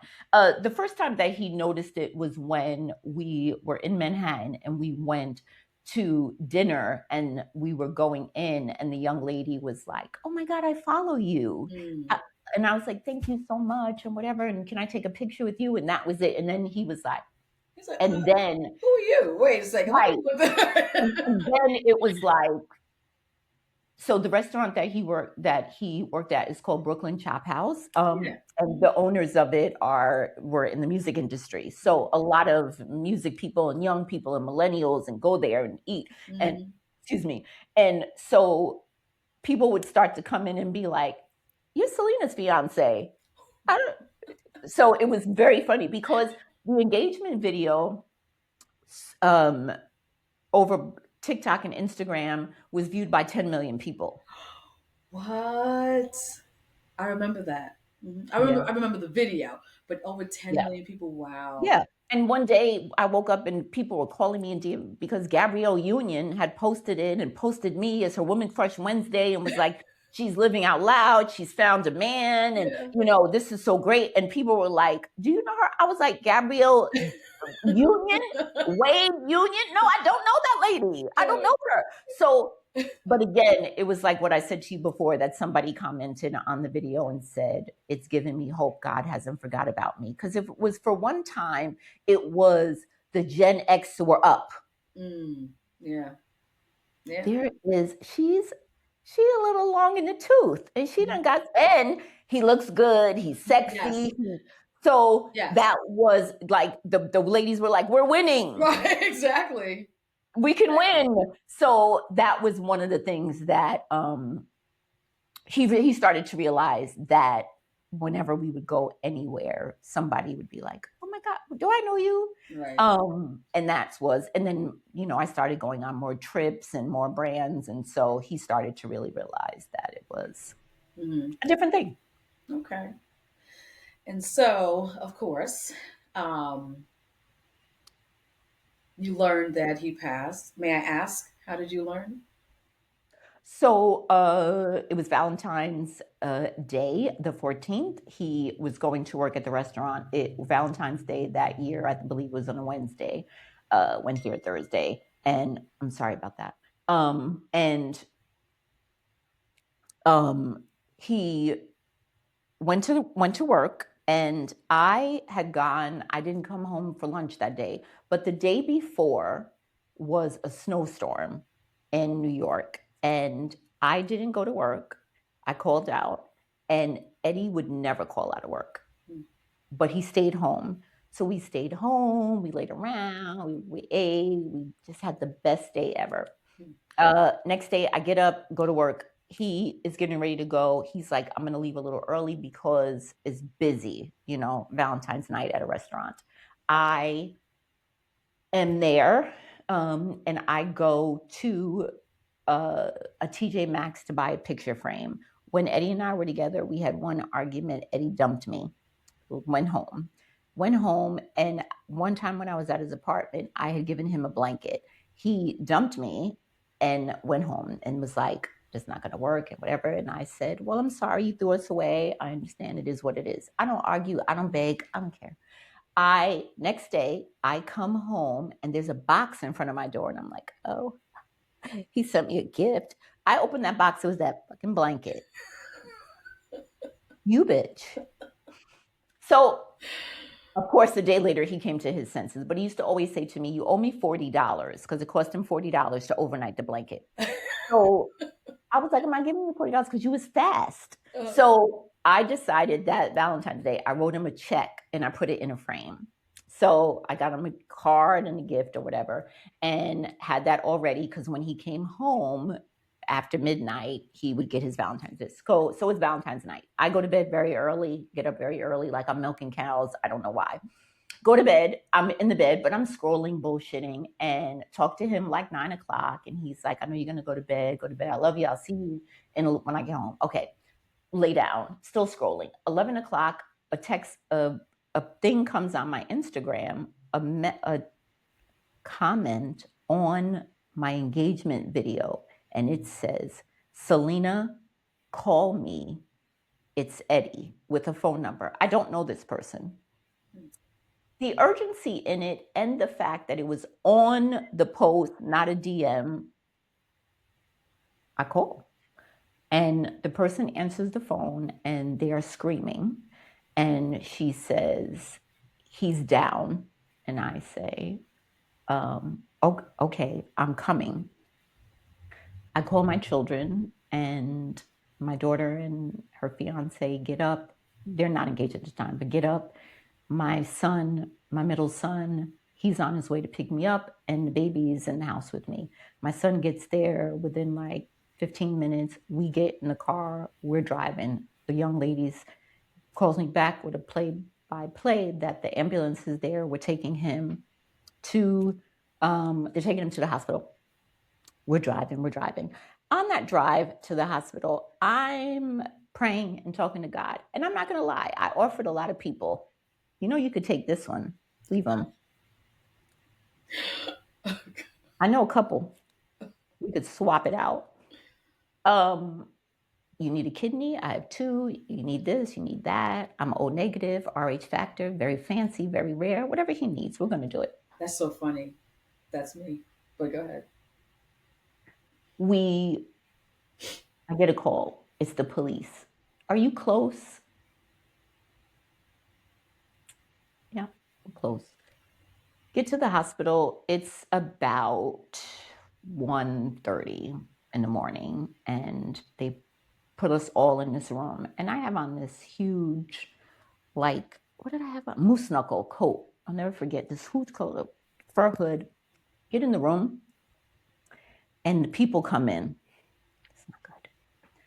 A doctor and two doctors, a lady and a man, and they come in and they say, "We're sorry." And I'm immediately, I'm hot. I'm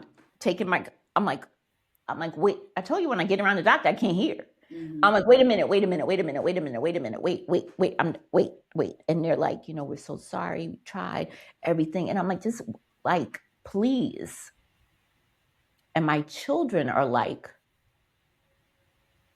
"There's no way. There's no way. There's no way." So I asked him if I can see him, and they take me back, and he looked asleep. He looked asleep. He looked asleep. He was nothing, no trauma to him, no trauma to his body, nothing. He just looked asleep. After I come out, they tell me that they are going to do an autopsy because the ambulance drivers told them they were bringing a 40-year-old man in. That's what he looked like. Eddie went to the gym every day. He didn't smoke. He didn't drink. He worked out every day. He ate oatmeal. He was a specimen. So it's 2:00 in the morning. I have to call his sister and drive back home. And so he died on Valentine's Day, a consummate gentleman. Not on Valentine's Day, on the 15th, so I wouldn't have to remember that every Valentine's Day. And I remember they gave me a little bag with his little clothes they had cut off of him and his wallet. And I'm like, I'm so confused. I talked to him at 9 o'clock. One thing about New York City is New York City don't give a fuck. So the police are still there, very nice, and they're like, "We're really sorry." but you're going to have to get his car because they're going to tow it. That's just what they do. The city don't care. So the most somber convoy drives to the restaurant. And as I walk in, some of the staff are there. And this girl comes over to me. She has on the smallest pink dress I've ever seen. Beautiful girl, makeup, everything. And she says, I'm so sorry I did everything. She had tried to resuscitate him. She was a nurse there for Valentine's Day. Oh. And she's just waited till I got there. And I'm so sorry. And I said, I'm just grateful he wasn't alone, you know? Was she the one And who reached out to you? no, one of the waitresses Okay. contacted me. And then I got his car and I drove home. And I was like, this is actually not real. This cannot absolutely. I'm sure it felt surreal for a long time. I'm sure. Because what? So he had a heart attack. It was a genetic thing that we didn't know. And that was it. It doesn't matter what it was, but you need something. Mm-hmm. There has to be an explanation. Right. And then it was, I have to plan this funeral. And I'm like, that was February. We were getting married in October. So you go from planning a wedding to a funeral is very fucked up. Like, I don't recommend. 0 stars. It was insane. And I'm sure what's also difficult about that is, and I mean, I know that's just the way society functions, where someone passes and you literally have a very limited time. Just get it together, get your emotions together. You can grieve later. You got to plan a funeral. You got to do the obituary. You got to do all these things. And then you can have your feelings and be Yeah. emotional. And I'm really grateful. My children were really helpful to me. And because the other side of it was that it could have gotten very ugly because I was nothing to him on paper. Mm-hmm. Mm-hmm. I wasn't going to touch that part, but yeah.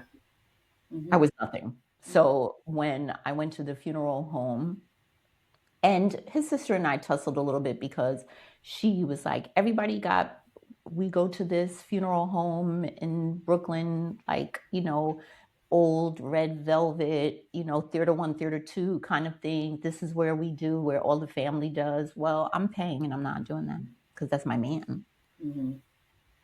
And he didn't go into no church, Catholic, while we were together. Mm-hmm. And have you seen my man? He is so fine.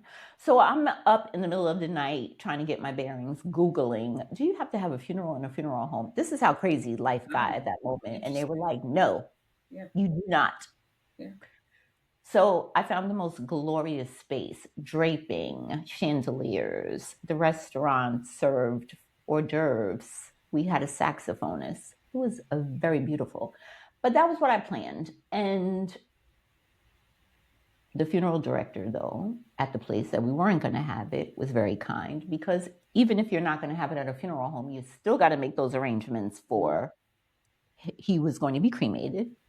Mm. He said, you can't have the cremains because you're not related to him. Mm. Unless she agrees to it.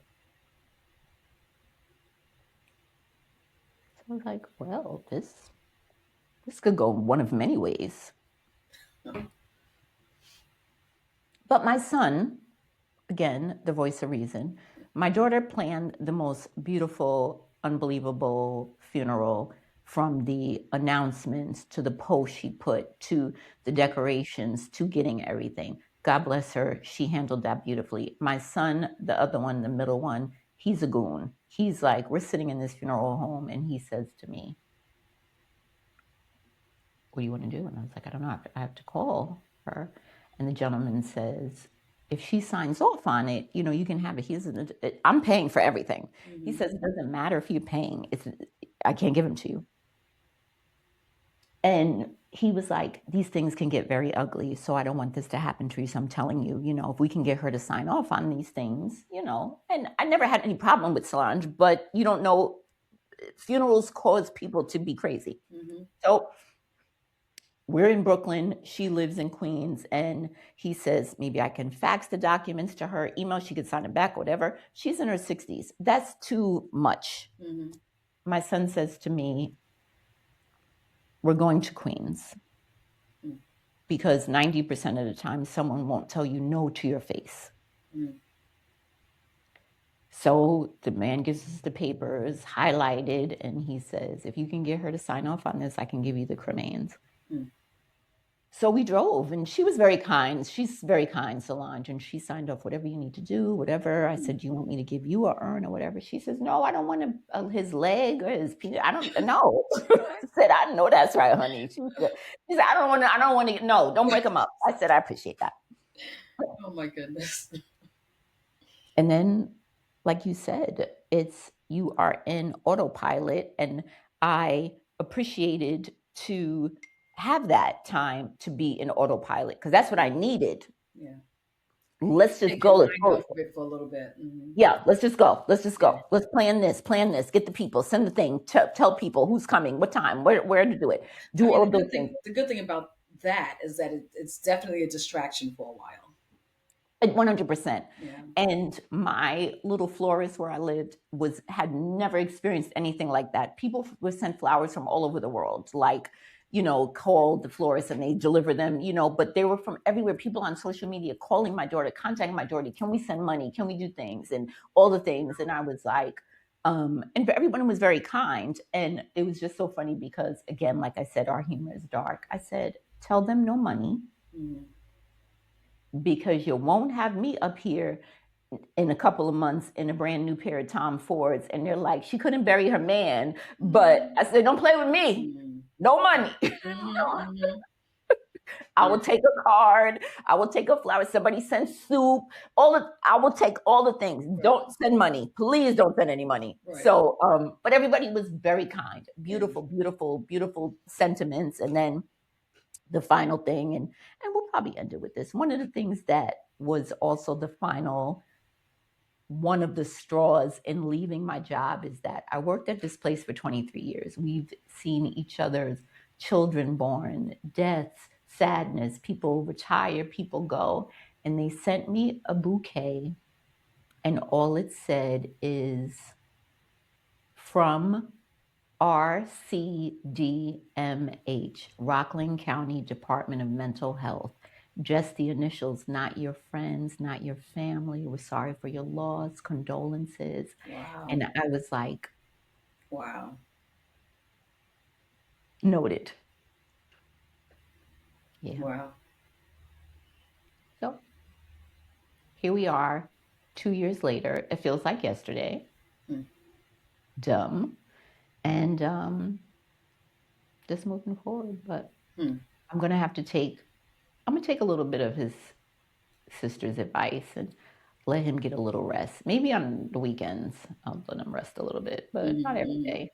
Because while we're talking, the baby texts that, I just want to let you know I'm going to rehearse and then I'm going to head to you. Listen, it's Friday night. Mom has plans this weekend, even if it's staying in alone. Live. Okay, let me live. He's like, I will see you shortly, lady. Right. So get it together. Right.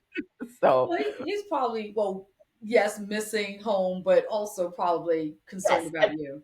I will say this, yeah, because when I did have to talk with him, because I was like, Nicholas, I'm paying a lot of money for you to stay there, and if you don't want to stay there, that's okay. You can stay home.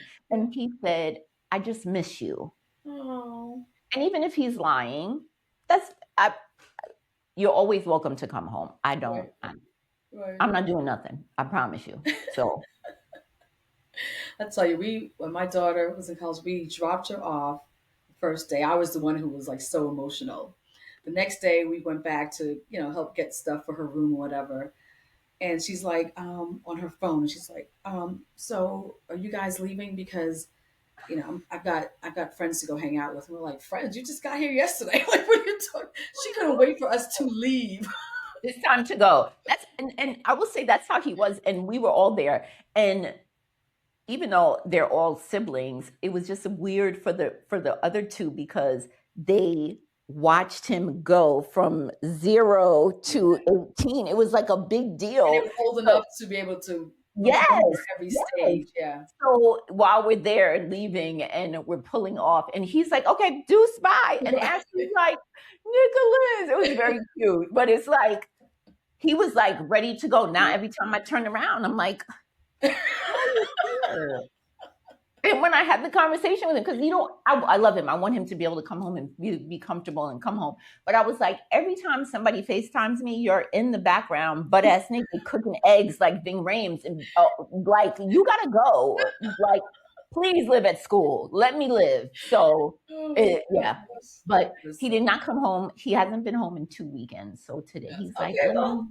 he's getting there. I Okay. said it's okay. It's Yeah, okay. he's You can getting come there. home. So Okay. unbelievable. So. Well, for this next phase of your life, you're like you mentioned before, your daughter's getting married, and so now you're in the throes of that with her. How does that feel? Amazing. I'm so happy for her. It's such Good. an exciting time. We're really excited. Wedding planning is the hardest thing we've probably ever had to do, but that's why he gave me one daughter, thank God.